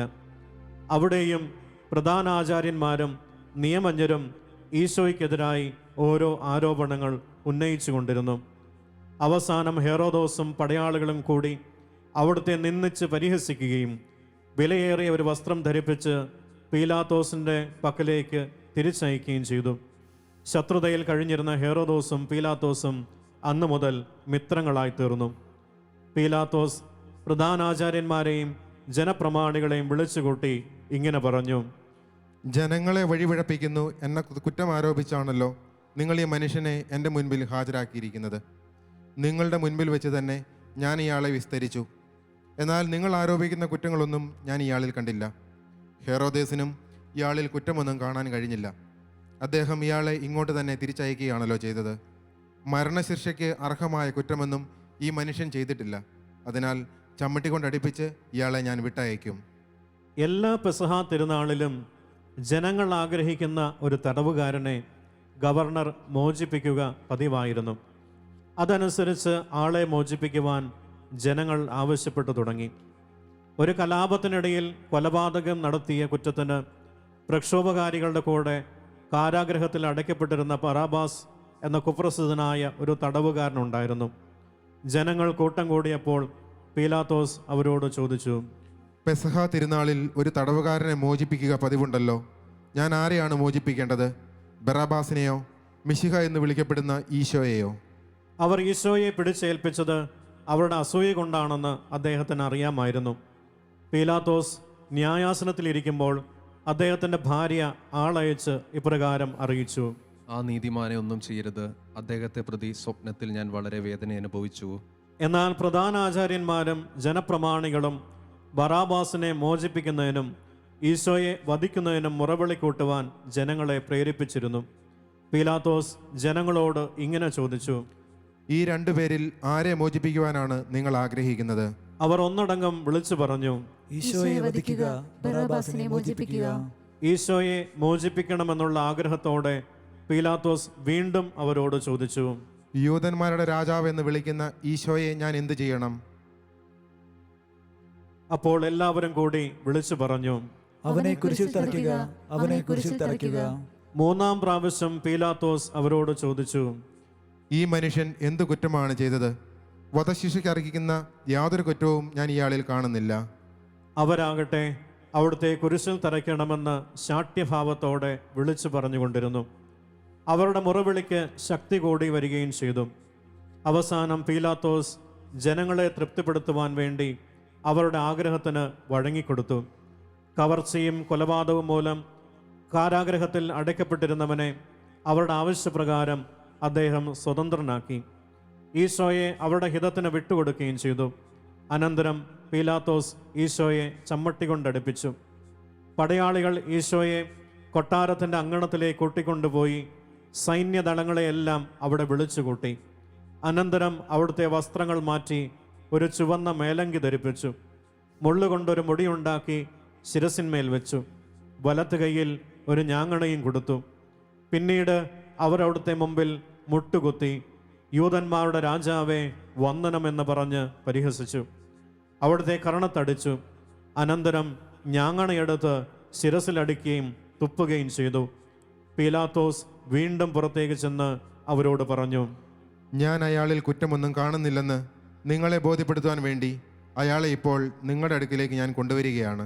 മുൾക്കിരീടവും ചുവന്ന മേലങ്കിയും ധരിച്ചിരുന്ന ഈശോയെ ഉടനെ പുറത്തേക്ക് കൊണ്ടുവന്നു. അപ്പോൾ പീലാത്തോസ് അവരോട് പറഞ്ഞു, ഇതാണ് ആ മനുഷ്യൻ. പ്രധാന ആചാര്യന്മാരും പരിചാരകരും അവിടുത്തെ കണ്ടപ്പോൾ അട്ടഹസിച്ച് പറഞ്ഞു, അവനെ കുരിശിൽ തറയ്ക്കുക, അവനെ കുരിശിൽ തറയ്ക്കുക. പീലാത്തോസ് പ്രതിവചിച്ചു, നിങ്ങൾ തന്നെ അയാളെ കൊണ്ടുപോയി കുരിശിൽ തറച്ചുകൊള്ളുവിൻ. ഞാൻ അയാളിൽ കുറ്റമൊന്നും കാണുന്നില്ല. അപ്പോൾ യൂതന്മാർ അദ്ദേഹത്തോട് പറഞ്ഞു, ഞങ്ങൾക്കൊരു നിയമമുണ്ട്. ആ നിയമമനുസരിച്ച് അവൻ വധശിക്ഷയ്ക്ക് അർഹനാകുന്നു. എന്തെന്നാൽ താൻ ദൈവപുത്രനാണെന്ന് അവൻ അവകാശപ്പെടുന്നു. അത് കേട്ടപ്പോൾ പീലാത്തോസ് അത്യധികം ഭയപ്പെട്ടു. അതിനാൽ വീണ്ടും അകത്ത് ചെന്ന് അദ്ദേഹം ഈശോയോട് ചോദിച്ചു, നിങ്ങൾ ആരാകുന്നു? ഈശോ അതിന് മറുപടി നൽകിയില്ല. പീലാത്തോസ് വീണ്ടും അവിടുത്തോട് ചോദിച്ചു, എന്നോട് നിങ്ങൾ മറുപടി പറയുകയില്ലേ? നിങ്ങളെ കുരിശിൽ തറയ്ക്കുവാനും വിട്ടയക്കുവാനും എനിക്ക് അധികാരമുണ്ടെന്ന് അറിഞ്ഞുകൂടെ? ഈശോ ഇപ്രകാരം മറുപടി പറഞ്ഞു, ഉന്നതത്തിൽ നിന്ന് നൽകപ്പെടാതിരുന്നെങ്കിൽ അങ്ങേക്ക് എൻ്റെ മേൽ അധികാരമൊന്നും ഉണ്ടാകുമായിരുന്നില്ല. ആകയാൽ എന്നെ അങ്ങേപ്പക്കൽ ഏൽപ്പിച്ചവനാണ് അങ്ങേക്കാൾ വലിയ കുറ്റക്കാരൻ. തന്മൂലം പീലാത്തോസ് അവിടുത്തെ മോചിപ്പിക്കുവാൻ ആഗ്രഹിച്ചു. എന്നാൽ യൂതന്മാർ ഇങ്ങനെ വിളിച്ചു പറഞ്ഞുകൊണ്ടിരുന്നു, അവനെ വിട്ടയക്കുന്ന പക്ഷം അങ്ങ് സീസറിന്റെ സ്നേഹിതനല്ല. സ്വയം രാജാവാകുവാൻ ശ്രമിക്കുന്നവരെല്ലാം സീസറിന്റെ ശത്രുക്കളാകുന്നു. അത് കേട്ടപ്പോൾ പീലാത്തോസ് വീണ്ടും ഈശോയെ പുറത്തേക്ക് കൊണ്ടുചെന്നു. ഹീബ്രു ഭാഷയിൽ ഗബാത്ത എന്ന് പറയുന്ന കൽത്തടത്തിൽ അദ്ദേഹം ഉപവിഷ്ടനായി. അന്ന് പെസഹ വെള്ളിയാഴ്ചയായിരുന്നു. സമയം ഏകദേശം 12 മണിയായി. പീലാത്തോസ് യൂതന്മാരോട് പറഞ്ഞു, ഇതാ നിങ്ങളുടെ രാജാവ്. അത് കേട്ടപ്പോൾ അവർ ഉച്ചത്തിൽ വിളിച്ചു പറഞ്ഞു, അവനെ കൊണ്ടുപോവുക, അവനെ കൊണ്ടുപോയി കുരിശിൽ തറയ്ക്കുക.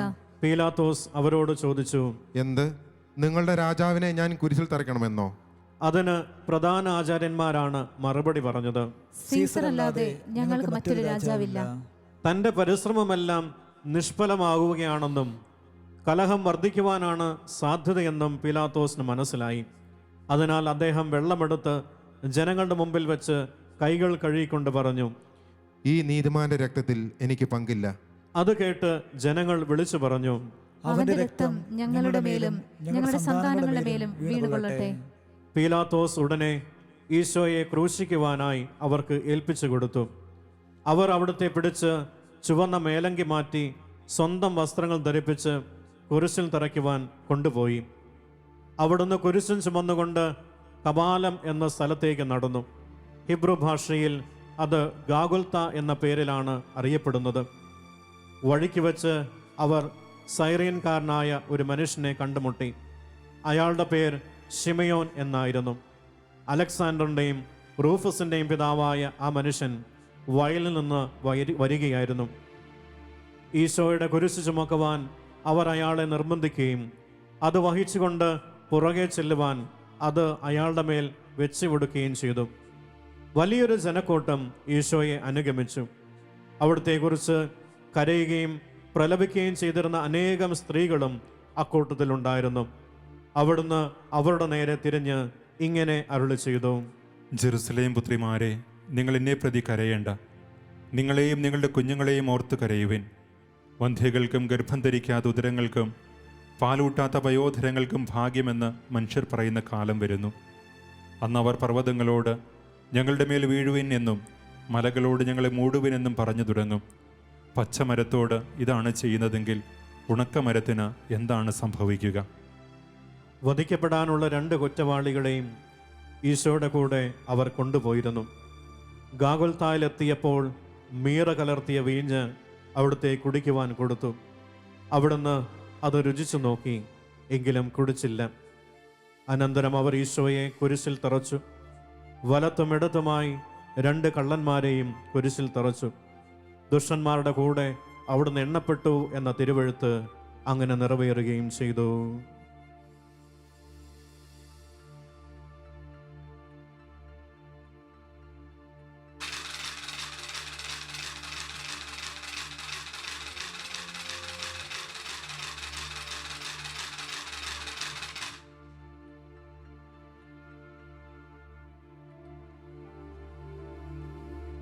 ഞാനൊരു മനുഷ്യനല്ല, കൃമിയാകുന്നു.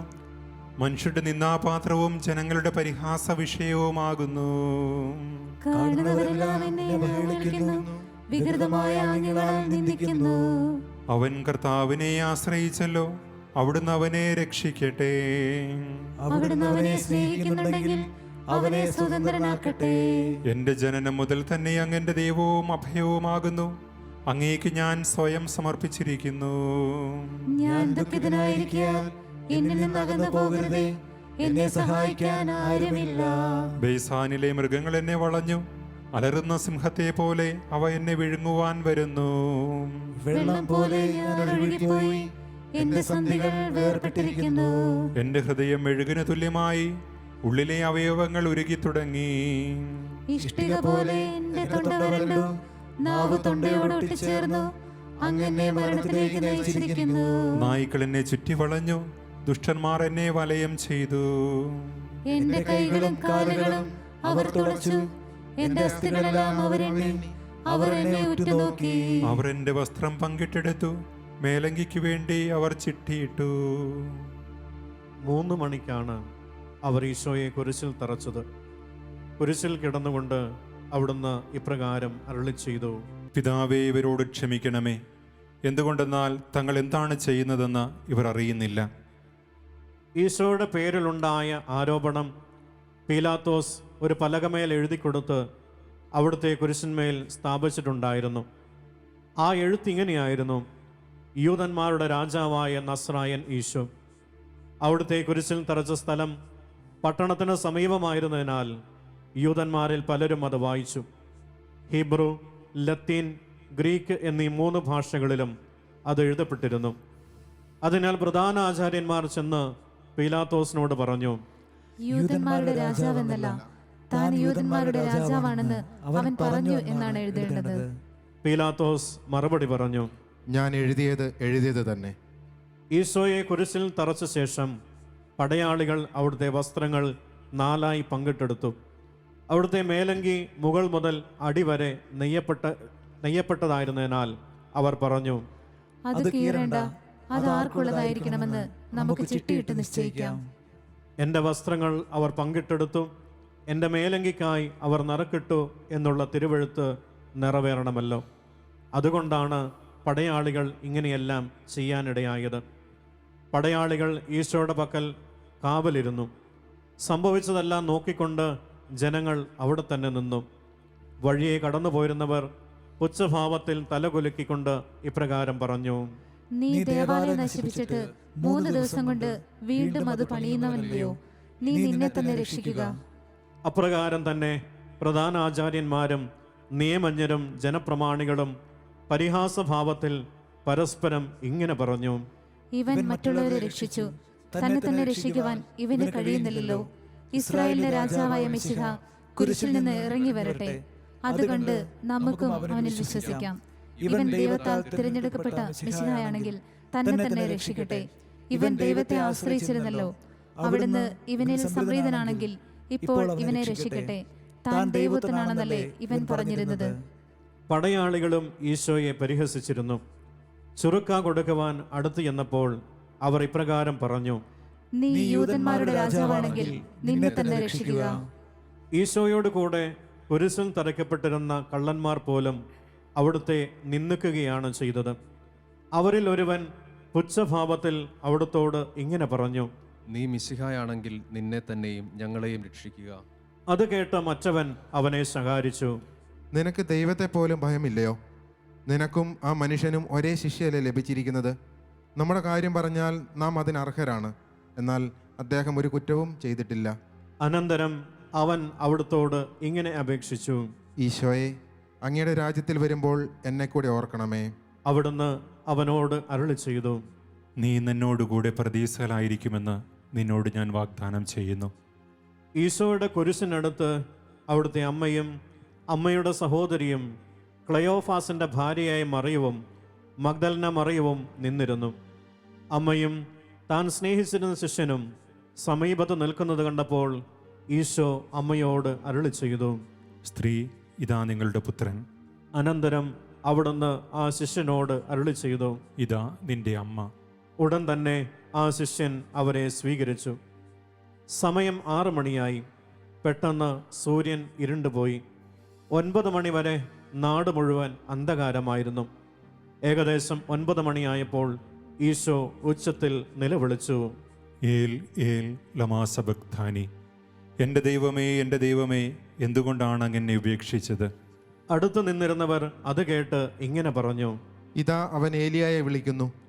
അനന്തരം സമസ്തവും നിറവേറിക്കഴിഞ്ഞുവെന്ന് ഗ്രഹിച്ച് വിശുദ്ധ ലിഖിതത്തിന്റെ പൂർത്തീകരണത്തിനായി ഈശോ ഇപ്രകാരം അരുളി ചെയ്തു, എനിക്ക് ദാഹിക്കുന്നു. ചുരുക്ക നിറച്ച ഒരു പാത്രം അവിടെ ഉണ്ടായിരുന്നു.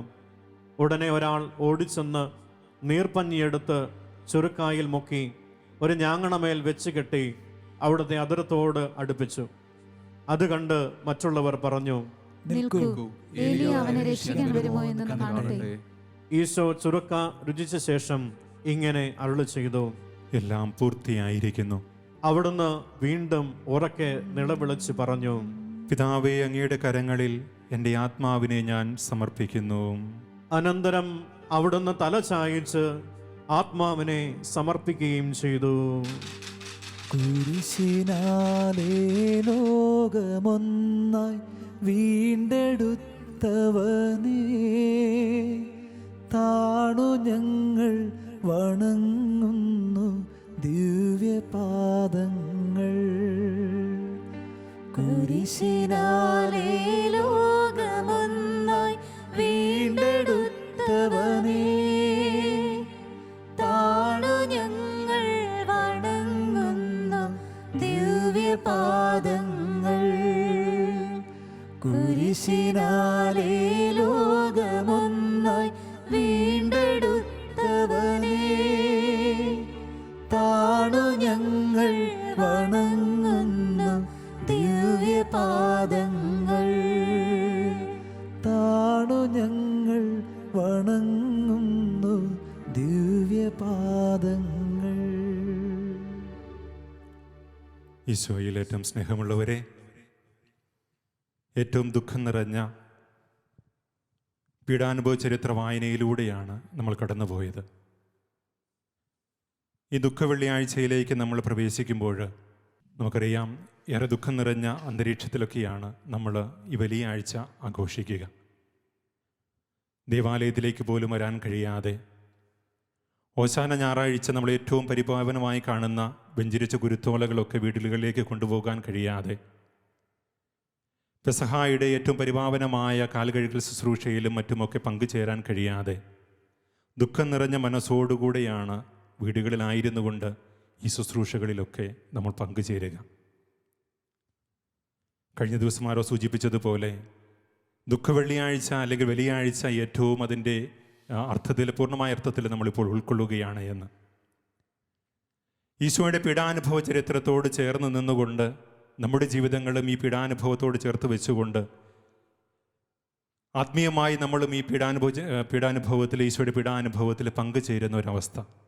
ലോകം മുഴുവൻ പകർച്ചവ്യാധിയുടെ ഭീഷണിയിൽ കഴിയുമ്പോൾ അതിൻ്റെയൊക്കെ ഭാഗമായി നമ്മളുമൊക്കെ അടച്ചുപൂട്ടിയ അവസ്ഥകളിലെ വീടുകളിലൊക്കെ ആയിരിക്കുമ്പോൾ ഈ ലോകത്തെ മുഴുവൻ ഈശോയുടെ പീഡാനുഭവങ്ങളോട് ചേർത്ത് നമുക്ക് സമർപ്പിക്കാം. ഈ കുരിശും പീഡാസഹനങ്ങൾക്കുമൊക്കെ അപ്പുറം മഹത്വത്തിൻ്റെ ഉയർപ്പ് തിരുനാൾ കൂടി ഉണ്ട് എന്ന ബോധ്യത്തോടുകൂടെ ഈ രോഗങ്ങളും പീഡകളും പകർച്ചവ്യാധികളും എല്ലാം നമ്മിൽ നിന്ന് മാറുവാനും ഏറ്റവും സന്തോഷകരമായ ഒരു ജീവിതവും സ്വപ്നങ്ങൾ കാണുവാനും നമുക്ക് ഈ തിരുനാളുകൾ ആകട്ടെ എന്ന് പ്രത്യേകമായിട്ട് പ്രാർത്ഥിക്കാം. പ്രിയപ്പെട്ടവരെ, മറ്റുള്ളവരുടെ വേദനകൾ ഏറ്റെടുക്കുവാനായിട്ട് തയ്യാറായി കടന്നു വരുന്ന യേശുനാഥനെയാണ് നമ്മൾ ഇന്ന് അനുസ്മരിക്കുക. നമ്മുടെ പീഡകളൊക്കെ ഏറ്റെടുക്കുവാൻ തയ്യാറായി ഈ ലോകത്തിലേക്ക് കടന്നു വന്നവൻ. ഇന്ന് വചനവായനയുടെ സമയത്ത് പഴയ നിയമത്തിൽ നിന്ന് യെശയ്യാ പ്രവാചകൻ്റെ പുസ്തകത്തിൽ നിന്ന് നമ്മൾ വായിച്ചു കേട്ടില്ലേ, നമ്മുടെ വേദനകളാണ് യഥാർത്ഥത്തിൽ അവൻ വഹിച്ചത്, നമ്മുടെ ദുഃഖങ്ങളാണ് അവൻ ചുമന്നത്. എന്നാൽ ദൈവം അവനെ പ്രഹരിക്കുകയും ശിക്ഷിക്കുകയും ദണ്ഡിപ്പിക്കുകയും ചെയ്തെന്ന് നമ്മൾ കരുതി. നമ്മുടെ അതിക്രമങ്ങൾക്ക് വേണ്ടി അവൻ മുറിവേൽപ്പിക്കപ്പെട്ടു, നമ്മുടെ കൃത്യങ്ങൾക്ക് വേണ്ടി ക്ഷതമേൽപ്പിക്കപ്പെട്ടു. അവൻ്റെ മേലുള്ള ശിക്ഷ നമുക്ക് രക്ഷ നൽകി. അവൻ്റെ ക്ഷതങ്ങളാൽ നാം സൗഖ്യം പ്രാപിച്ചു. പ്രിയപ്പെട്ടവരെ, ഇന്ന് നമ്മൾ അനുഭവിക്കുന്ന രക്ഷ യേശു നമുക്ക് തൻ്റെ കുരിശുമരണത്തിലൂടെ നേടിത്തന്നതാണ് എന്ന ബോധ്യത്തോടുകൂടി ജീവിക്കുവാൻ നമുക്ക് കഴിയണം. രക്ഷിക്കാൻ കഴിയാത്ത വിധം കർത്താവിൻ്റെ കരം കുറുകിപ്പോയിട്ടില്ല, കേൾക്കാനാകാത്ത വിധം അവിടുത്തെ കാതുകൾക്ക് മാന്യം ഭവിച്ചിട്ടില്ല എന്ന് യെശയ്യാ പ്രവാചകൻ്റെ പുസ്തകം 59 അധ്യായം 1 വാക്യത്തിൽ നമ്മൾ വായിക്കുന്നുണ്ട്. നമ്മെ രക്ഷിക്കുവാനായി, നമ്മെ പാപത്തിൻ്റെ അടിമത്തിൽ നിന്ന് മോചിപ്പിക്കുവാനായി കടന്നു വന്ന യേശുനാഥൻ്റെ പീഡാസഹനത്തെയും കുരിശുമരണത്തെയുമാണ് നമ്മളിന്ന് അനുസ്മരിക്കുക. ഇന്ന് ഈ തിരുനാൾ പീഡാനുഭവ വെള്ളി നമ്മൾ ആചരിക്കുമ്പോൾ ഏറെ ഒരുക്കത്തോടുകൂടെ ഈ തിരുക്രമങ്ങളിൽ പങ്കെടുക്കുവാൻ നമുക്കാവട്ടെ. ഈ ദിവസം ഏറ്റവും ചൈതന്യത്തോടുകൂടി ആഘോഷിക്കുവാൻ നമുക്കാവട്ടെ.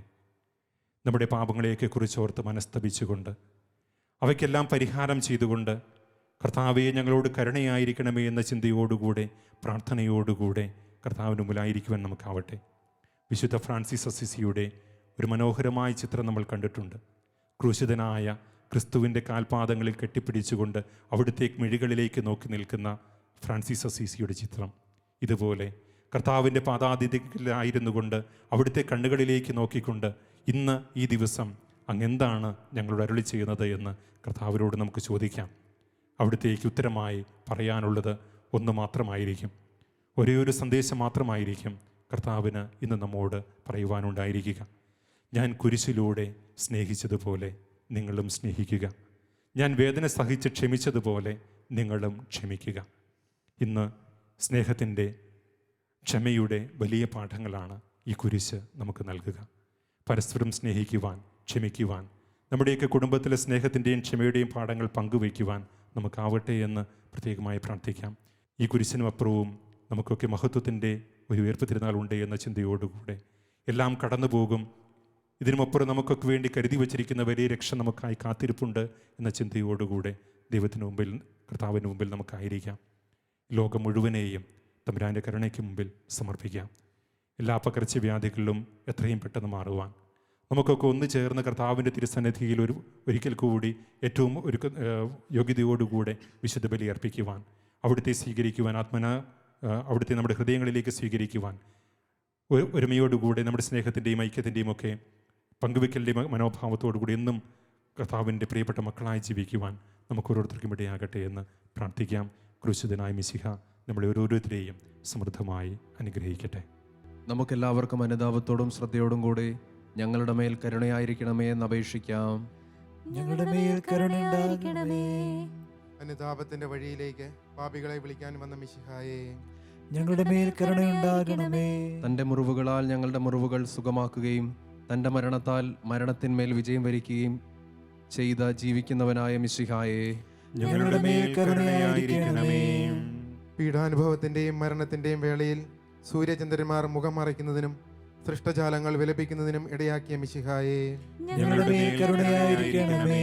കുരിശുമരണത്താൽ സ്വർഗവാസികളെ സമാശ്വസിപ്പിക്കുകയും തന്നെ ക്രൂശിച്ചവരെ പോലും നാശത്തിൽ നിന്ന് രക്ഷിക്കുകയും ചെയ്ത മിശിഹായെ, ഞങ്ങളുടെ മേൽ കരുണയായിരിക്കണമേ.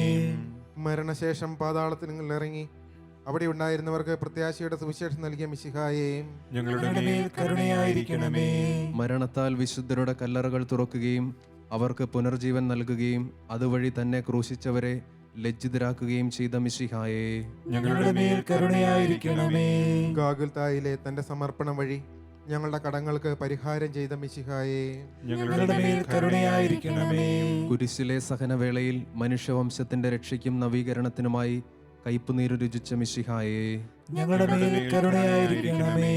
തന്റെ ആടുകൾക്കായി സ്വയം ബലിയർപ്പിക്കുകയും രക്തത്താൽ അവരെ വീണ്ടെടുത്ത് ദുഷ്ടരിൽ നിന്ന് രക്ഷിക്കുകയും ചെയ്ത നല്ലിടയനും കർത്താവുമായ മിശിഹായെ, ഞങ്ങളുടെ മേൽ കരുണയായിരിക്കണമേ. എല്ലാറ്റിനെയും കൃപാപൂർവം ഭരിക്കുന്ന കാരുണ്യവാനായ ദൈവമേ, ഞങ്ങളുടെ മേൽ കരുണയായിരിക്കണമേ. സ്വർഗവാസികളാൽ സ്തുതിക്കപ്പെടുന്നവനും ഭൂവാസികളാൽ സത്യത്തിലും ആത്മാവിലും ആരാധിക്കപ്പെടുന്നവനുമായ ദൈവമേ, ഞങ്ങളുടെ മേൽ കരുണയായിരിക്കണമേ. ഞങ്ങളുടെ രക്ഷകനായ മിശിഹായെ, നിന്റെ സഭയെ വഞ്ചനയിൽ നിന്ന് രക്ഷിക്കുകയും നിന്റെ ആരാധകരിൽ നിന്ന് പാപങ്ങളുടെയും കടങ്ങളുടെയും ഭാരം നീക്കിക്കളയുകയും വിവിധ സഭാ സമൂഹങ്ങളിൽ നിന്റെ ദാസർക്ക് സമാധാനവും സന്തോഷവും നൽകുകയും മനുഷ്യവംശത്തോട് കരുണ കാണിക്കുകയും ചെയ്യണമേ. ആമേൻ. നമ്മുടെ പ്രാർത്ഥനകളും യാചനകളും കേട്ട് കരുണാപൂർവം അവയ്ക്ക് ഉത്തരമരുളുന്നതിനായി സകലത്തിൻ്റെയും നാഥനായ ദൈവത്തോട് വിനയപൂർവ്വം നമുക്ക് പ്രാർത്ഥിക്കാം. ആമേൻ. മോശയെ പോലെ നയിക്കുന്നതിനും അഹറോനെ പോലെ പുരോഹിത ശുശ്രൂഷ ചെയ്യുന്നതിനും പത്രോസിനെ പോലെ അജപാലനം നിർവഹിക്കുന്നതിനും സഭ മുഴുവൻ്റെയും തലവനായ മാർ ഫ്രാൻസിസ് പാപ്പായ്ക്കും നമ്മുടെ സഭയുടെ തലവനും പിതാവുമായ മാർ ജോർജ് മെത്രാപ്പൊലിത്തായ്ക്കും മറ്റു മെത്രാന്മാർക്കും അവരുടെ സഹപ്രവർത്തകർക്കും വേണ്ടി സകലത്തിൻ്റെയും നാഥനായ ദൈവത്തോട് നമുക്ക് പ്രാർത്ഥിക്കാം. ആമേൻ. നമ്മുടെ പിതാക്കന്മാരും ഇടയന്മാരുമായ മെത്രാന്മാർ തങ്ങളുടെ വചനത്താലും പ്രവൃത്തിയാലും അജഗണങ്ങളെ നയിക്കുന്നതിനും ശത്രുക്കളിൽ നിന്ന് അവരെ രക്ഷിക്കുന്നതിനും വേണ്ടി സകലത്തിൻ്റെയും നാഥനായ ദൈവത്തോട് നമുക്ക് പ്രാർത്ഥിക്കാം. ആമേൻ. സഭാ ശുശ്രൂഷയിലൂടെ ലോകത്തിന്റെ വിശുദ്ധീകരണത്തിനായി നിയോഗിക്കപ്പെട്ടിരിക്കുന്ന വൈദികർ ദൈവജനത്തെ സത്യത്തിന്റെ മാർഗത്തിലൂടെ നയിച്ച് അവരെ ലോകത്തിന്റെ പ്രകാശവും ഭൂമിയുടെ ഉപ്പുമാക്കി തീർക്കുവാൻ സകലത്തിന്റെയും നാഥനായ ദൈവത്തോട് നമുക്ക് പ്രാർത്ഥിക്കാം. ആമേൻ. വിശുദ്ധരും പ്രവാചകരും ശ്ലീഹന്മാരും രക്തസാക്ഷികളും വന്ദകരുമായ എല്ലാവരുടെയും മാധ്യസ്ഥം നമുക്കുണ്ടാകുന്നതിനും അവരോടൊത്ത് സ്വർഗരാജ്യത്തിൽ നാമം മഹത്വപ്പെടുന്നതിനുമായി സകലത്തിന്റെയും നാഥനായ ദൈവത്തോട് നമുക്ക് പ്രാർത്ഥിക്കാം. ആമേൻ. ബന്ധിതർ മോചനം പ്രാപിച്ച് ദൈവമക്കളുടെ സ്വാതന്ത്ര്യത്തിൽ വ്യാപരിക്കുന്നതിന് വേണ്ടി സകലത്തിൻ്റെയും നാഥനായ ദൈവത്തോട് നമുക്ക് പ്രാർത്ഥിക്കാം. ആമേൻ. പരിശുദ്ധ സഭയുടെ സന്താനങ്ങൾ, പ്രത്യേകിച്ച് നമ്മുടെ ഈ സമൂഹം ദുഷ്ടാരൂപിയിൽ നിന്ന് സംരക്ഷിക്കപ്പെടുന്നതിന് സകലത്തിന്റെയും നാഥനായ ദൈവത്തോട് നമുക്ക് പ്രാർത്ഥിക്കാം. ആമേൻ. നല്ല കാലാവസ്ഥ നിലനിൽക്കുന്നതിനും ഉറവകൾ സമൃദ്ധമായി ജലം പുറപ്പെടുവിക്കുന്നതിനും വൃക്ഷങ്ങളും സസ്യങ്ങളും ഫലമൂലാദികൾ ധാരാളമായി നൽകുന്നതിനും സകലത്തിൻ്റെ നാഥനായ ദൈവത്തോട് നമുക്ക് പ്രാർത്ഥിക്കാം. ആമേൻ. ഞങ്ങളുടെ ആയുസ്സിലെ എല്ലാ ദിവസവും രാവും പകലും ഞങ്ങൾക്ക് പാപരഹിതമായ ജീവിതവും അങ്ങയുടെ സഭയ്ക്ക് ശാശ്വതമായ സമാധാനവും ഞങ്ങൾ യാചിക്കുന്നു. കർത്താവേ, അങ്ങയോട് ഞങ്ങൾ യാചിക്കുന്നു. പരിശുദ്ധ ആത്മാവിന്റെ നിറവിലൂടെ ലഭിക്കുന്ന പരിപൂർണ സ്നേഹത്തിന്റെ ഐക്യം ഞങ്ങൾ യാചിക്കുന്നു. കർത്താവേ, അങ്ങയോട് ഞങ്ങൾ യാചിക്കുന്നു. അങ്ങയുടെ അനുഗ്രഹവും കൃപയും എന്നും അങ്ങയുടെ സഭയ്ക്ക് നൽകണമെന്ന് ഞങ്ങൾ യാചിക്കുന്നു. കർത്താവേ, അങ്ങയോട് ഞങ്ങൾ യാചിക്കുന്നു. നമുക്കെല്ലാവർക്കും നമ്മയും നാം ഓരോരുത്തരെയും പിതാവിനും പുത്രനും പരിശുദ്ധാത്മാവിനും സമർപ്പിക്കാം. ഞങ്ങളുടെ ദൈവമായ കർത്താവേ, അങ്ങേക്ക് ഞങ്ങൾ സമർപ്പിക്കുന്നു. നമുക്ക് പ്രാർത്ഥിക്കാം. സമാധാനം നമ്മോട് കൂടെ. കർത്താവേ, ബലവാനായ ദൈവമേ, അങ്ങയോട് ഞങ്ങൾ വിനയപൂർവ്വം പ്രാർത്ഥിക്കുന്നു. അങ്ങയുടെ കൃപാവരം ഞങ്ങളിൽ നിറയ്ക്കണമേ.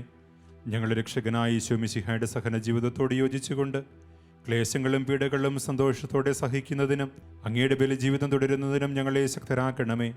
യഥാർത്ഥമായ പ്രാർത്ഥനാ ചൈതന്യവും സഹോദര സ്നേഹവും ആത്മപരിത്യാഗവും പുലർത്തിക്കൊണ്ട് ഞങ്ങളുടെ ജീവിതം മുഴുവൻ ഫലദായകമാക്കുവാൻ ഞങ്ങളെ സഹായിക്കുകയും ചെയ്യണമേ. പിതാവും പുത്രനും പരിശുദ്ധാത്മാവുമായ സർവീശ്വരായ നയിക്കും. ആമേൻ. ഈശോയിൽ പ്രിയപ്പെട്ടവരെ, തുടർന്ന് ദിവ്യകാരുണ്യ ശുശ്രൂഷയാണ്.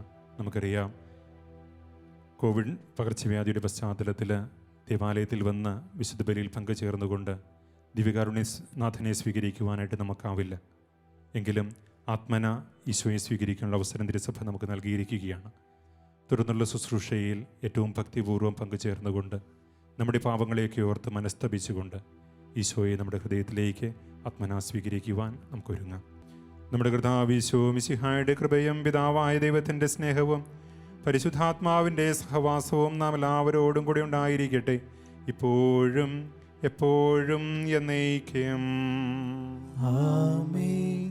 നമ്മുടെ രക്ഷകന്റെ അമൂല്യമായ ശരീരരക്തങ്ങളുടെ രഹസ്യങ്ങളെ നമുക്കെല്ലാവർക്കും ഭക്തിയാദരങ്ങളോടെ സമീപിക്കാം. അനുതാപത്തിൽ നിന്നുളവാകുന്ന ശരണത്തോടെ അപരാധങ്ങളിൽ നിന്ന് പിന്തിരിഞ്ഞുകൊണ്ടും പാപങ്ങളെക്കുറിച്ച് പശ്ചാത്തപിച്ചുകൊണ്ടും സഹോദര തെറ്റുകൾ ക്ഷമിച്ചുകൊണ്ടും നമുക്ക് സകലത്തിൻ്റെയും നാഥനായ ദൈവത്തോട് കൃപയും പാപമോചനവും യാചിക്കുകയും ചെയ്യാം.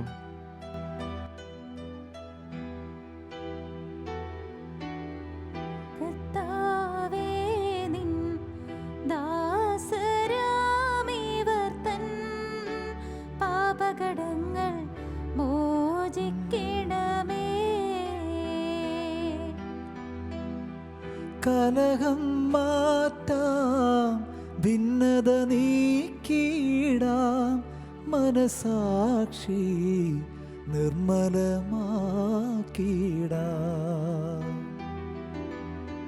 കർത്താവേ, നിൻ ദാസരാമിവർ തൻ പാപകടങ്ങൾ മോചിക്കണമേ. ഭക്തിയോടങ്ങേ കൈക്കൊണ്ടീടാം, റൂഹാനീ റൂഹായ അതിനന്മനരായി തീരാ. കർത്താവേ നിൻ ദാസരാമിവർ തൻ പാപകടങ്ങൾ മോചിക്കണമേ. യോജിപ്പോടും സ്നേഹാരൂപിയിലും ഉൾക്കൊള്ളാം ദിവ്യമേ രഹസ്യങ്ങൾ. കർത്താവേ നിൻ ദാസരാമിവർ തൻ പാപകടങ്ങൾ മോചിക്കണമേ. ഞങ്ങൾക്കിവ നീ ഉത്ഥാനത്തിനും രക്ഷയ്ക്കും കാരണമാക്കണമാമേ.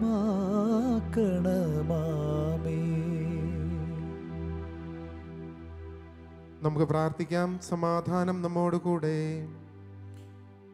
കർത്താവായ ദൈവമേ, അങ്ങയുടെ ദാസരുടെ പാപങ്ങളും അപരാധങ്ങളും കരുണയപൂർവ്വം ക്ഷമിക്കണമേ. മഹോന്നത ദൈവമായ അങ്ങേ സ്വർഗരാജ്യത്തിൽ സകല വിശുദ്ധരോടും സ്തുതിക്കുവാൻ ഞങ്ങളുടെ ധനങ്ങളെ പൗത്രീകരിക്കുകയും ചെയ്യണമേ. കർത്താവായ ദൈവമേ, കാരുണ്യപൂർവ്വം അങ്ങ് ഞങ്ങൾക്ക് നൽകിയ മനോവിശ്വാസത്തോടുകൂടെ അങ്ങയുടെ സന്നിധിയിൽ എപ്പോഴും നിർമ്മല ഹൃദയരും പ്രസന്നവദനരും നിഷ്കളങ്കരുമായി വ്യാപരിക്കുവാൻ ഞങ്ങളെ യോഗ്യരാക്കണമേ. ഞങ്ങളെല്ലാവരും ഒന്ന് ചേർന്ന് അങ്ങേ വിളിച്ച് പ്രകാരം അപേക്ഷിക്കുന്നു. സ്വർഗസ്ഥനായ ഞങ്ങളുടെ പിതാവേ, അങ്ങയുടെ നാമം പൂജിതമാകണമേ. അങ്ങയുടെ രാജ്യം വരണമേ. അങ്ങയുടെ തിരുമനസ്സ് സ്വർഗത്തിലെ പോലെ ഭൂമിയിലുമാകണമേ. ഞങ്ങൾക്ക് ആവശ്യമായ ആഹാരം ഇന്ന് ഞങ്ങൾക്ക് തരണമേ. ഞങ്ങളുടെ കടക്കാരോട് ഞങ്ങൾ ക്ഷമിച്ചിരിക്കുന്നത് പോലെ ഞങ്ങളുടെ കടങ്ങളും പാപങ്ങളും ഞങ്ങളോടും ക്ഷമിക്കണമേ. ഞങ്ങളെ പ്രലോഭനത്തിൽ ഉൾപ്പെടുത്തരുതേ, ദുഷ്ടാരൂപിയിൽ നിന്ന് ഞങ്ങളെ രക്ഷിക്കണമേ. എന്തുകൊണ്ടെന്നാൽ രാജ്യവും ശക്തിയും മഹത്വവും എന്നേക്കും അങ്ങയുടേതാകുന്നു. ആമേൻ. കർത്താവേ, ശക്തനായ സർവീശ്വര, നല്ലവനായ ദൈവമേ, കൃപാപൂർണനായ ഞങ്ങളുടെ പിതാവേ, അങ്ങയുടെ കാരുണ്യം ഞങ്ങൾ അപേക്ഷിക്കുന്നു. ഞങ്ങളെ പ്രലോഭനത്തിൽ ഉൾപ്പെടുത്തരുതേ, ദുഷ്ടാരൂപിയിൽ നിന്നും അവൻ്റെ സൈന്യങ്ങളെന്നും ഞങ്ങളെ രക്ഷിക്കണമേ.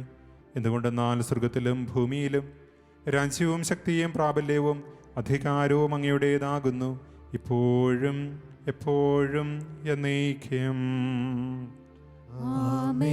സമാധാനം നിങ്ങളോടു കൂടെ. വിശുദ്ധ കുർബാന വിശുദ്ധ ജനത്തിനുള്ളതാകുന്നു.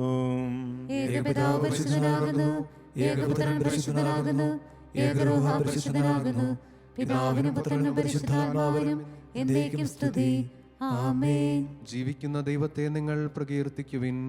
സഭയിൽ അവിടുത്തേക്ക് സ്തുതി ഉണ്ടായിരിക്കട്ടെ. എല്ലാ നിമിഷവും എല്ലാ സമയവും അവിടുത്തെ കൃപയും കാരുണ്യവും നമ്മുടെ മേലുണ്ടായിരിക്കട്ടെ. കർത്താവായ മിശിഹായെ, ഞാൻ അയോഗ്യനെങ്കിലും നിന്റെ അനുഗ്രഹത്തിന് നിക്ഷേപം ഇതാ എൻ്റെ കരങ്ങളിൽ. നിന്റെ കാരുണ്യത്താൽ ദാനമായി ഞാൻ സ്വീകരിക്കുന്ന ഭയഭക്തിജനകമായ രഹസ്യത്തിൻ്റെ ശക്തിവിശേഷം എന്നിൽ പ്രകടമാക്കണമേ.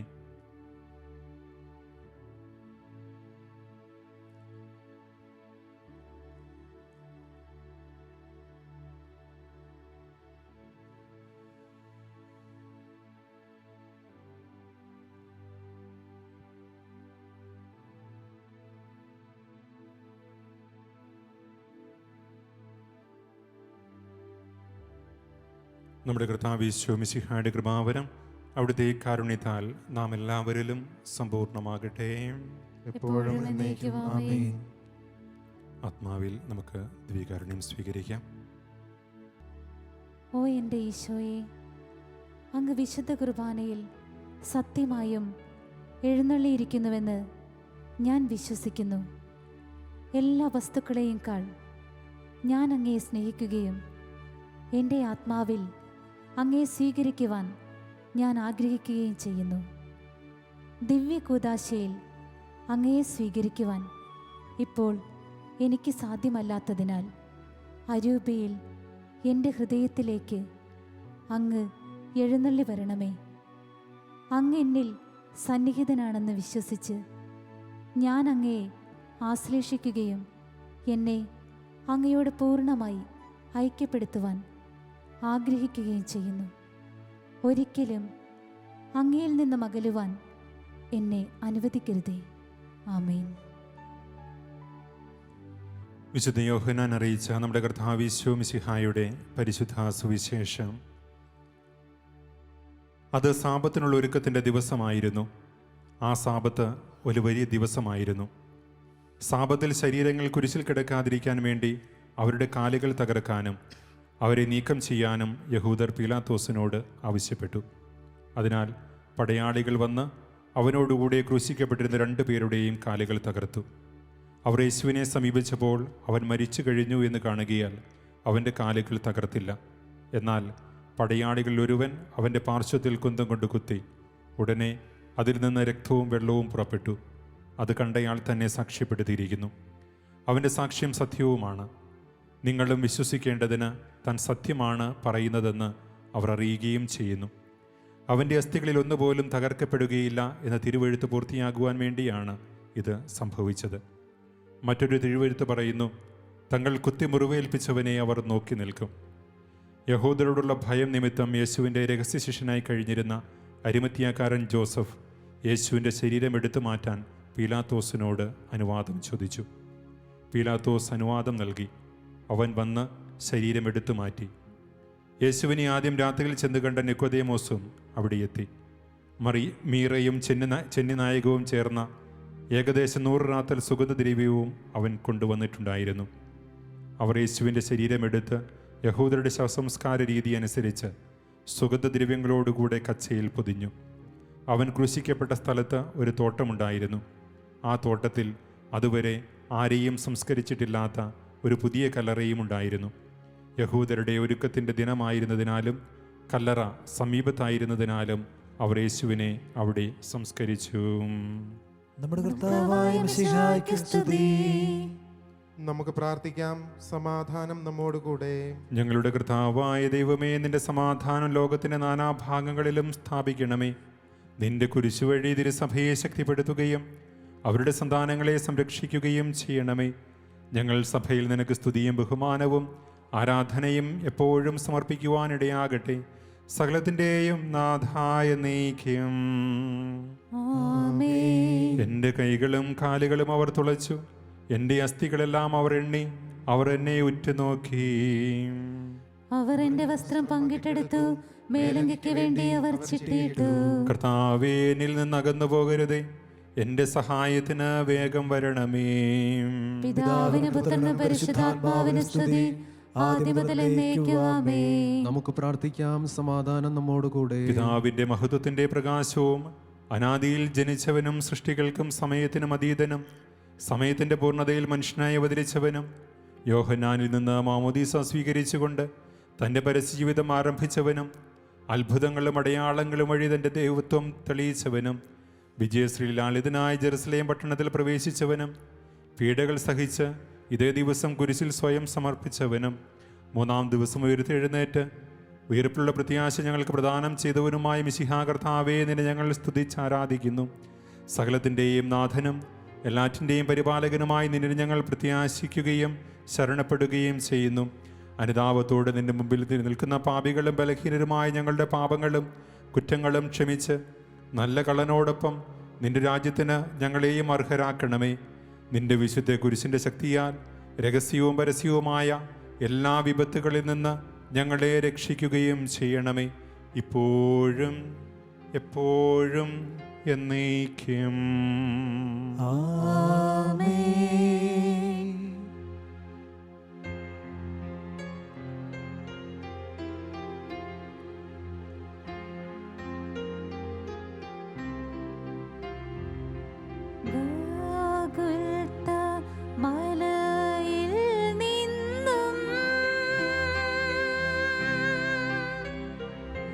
വിലാപത്തിൻ മാറ്റൊലി കേൾപ്പൂ.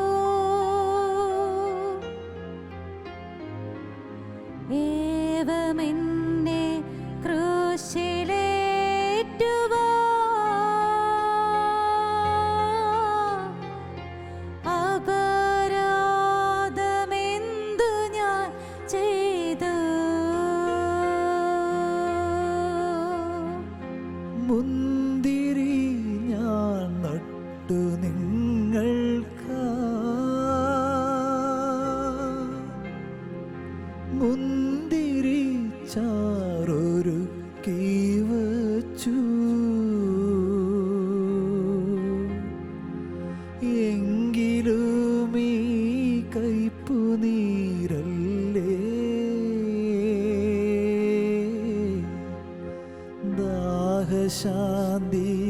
ദാഹശാന്തിക്കെനിക്കു നൽകി.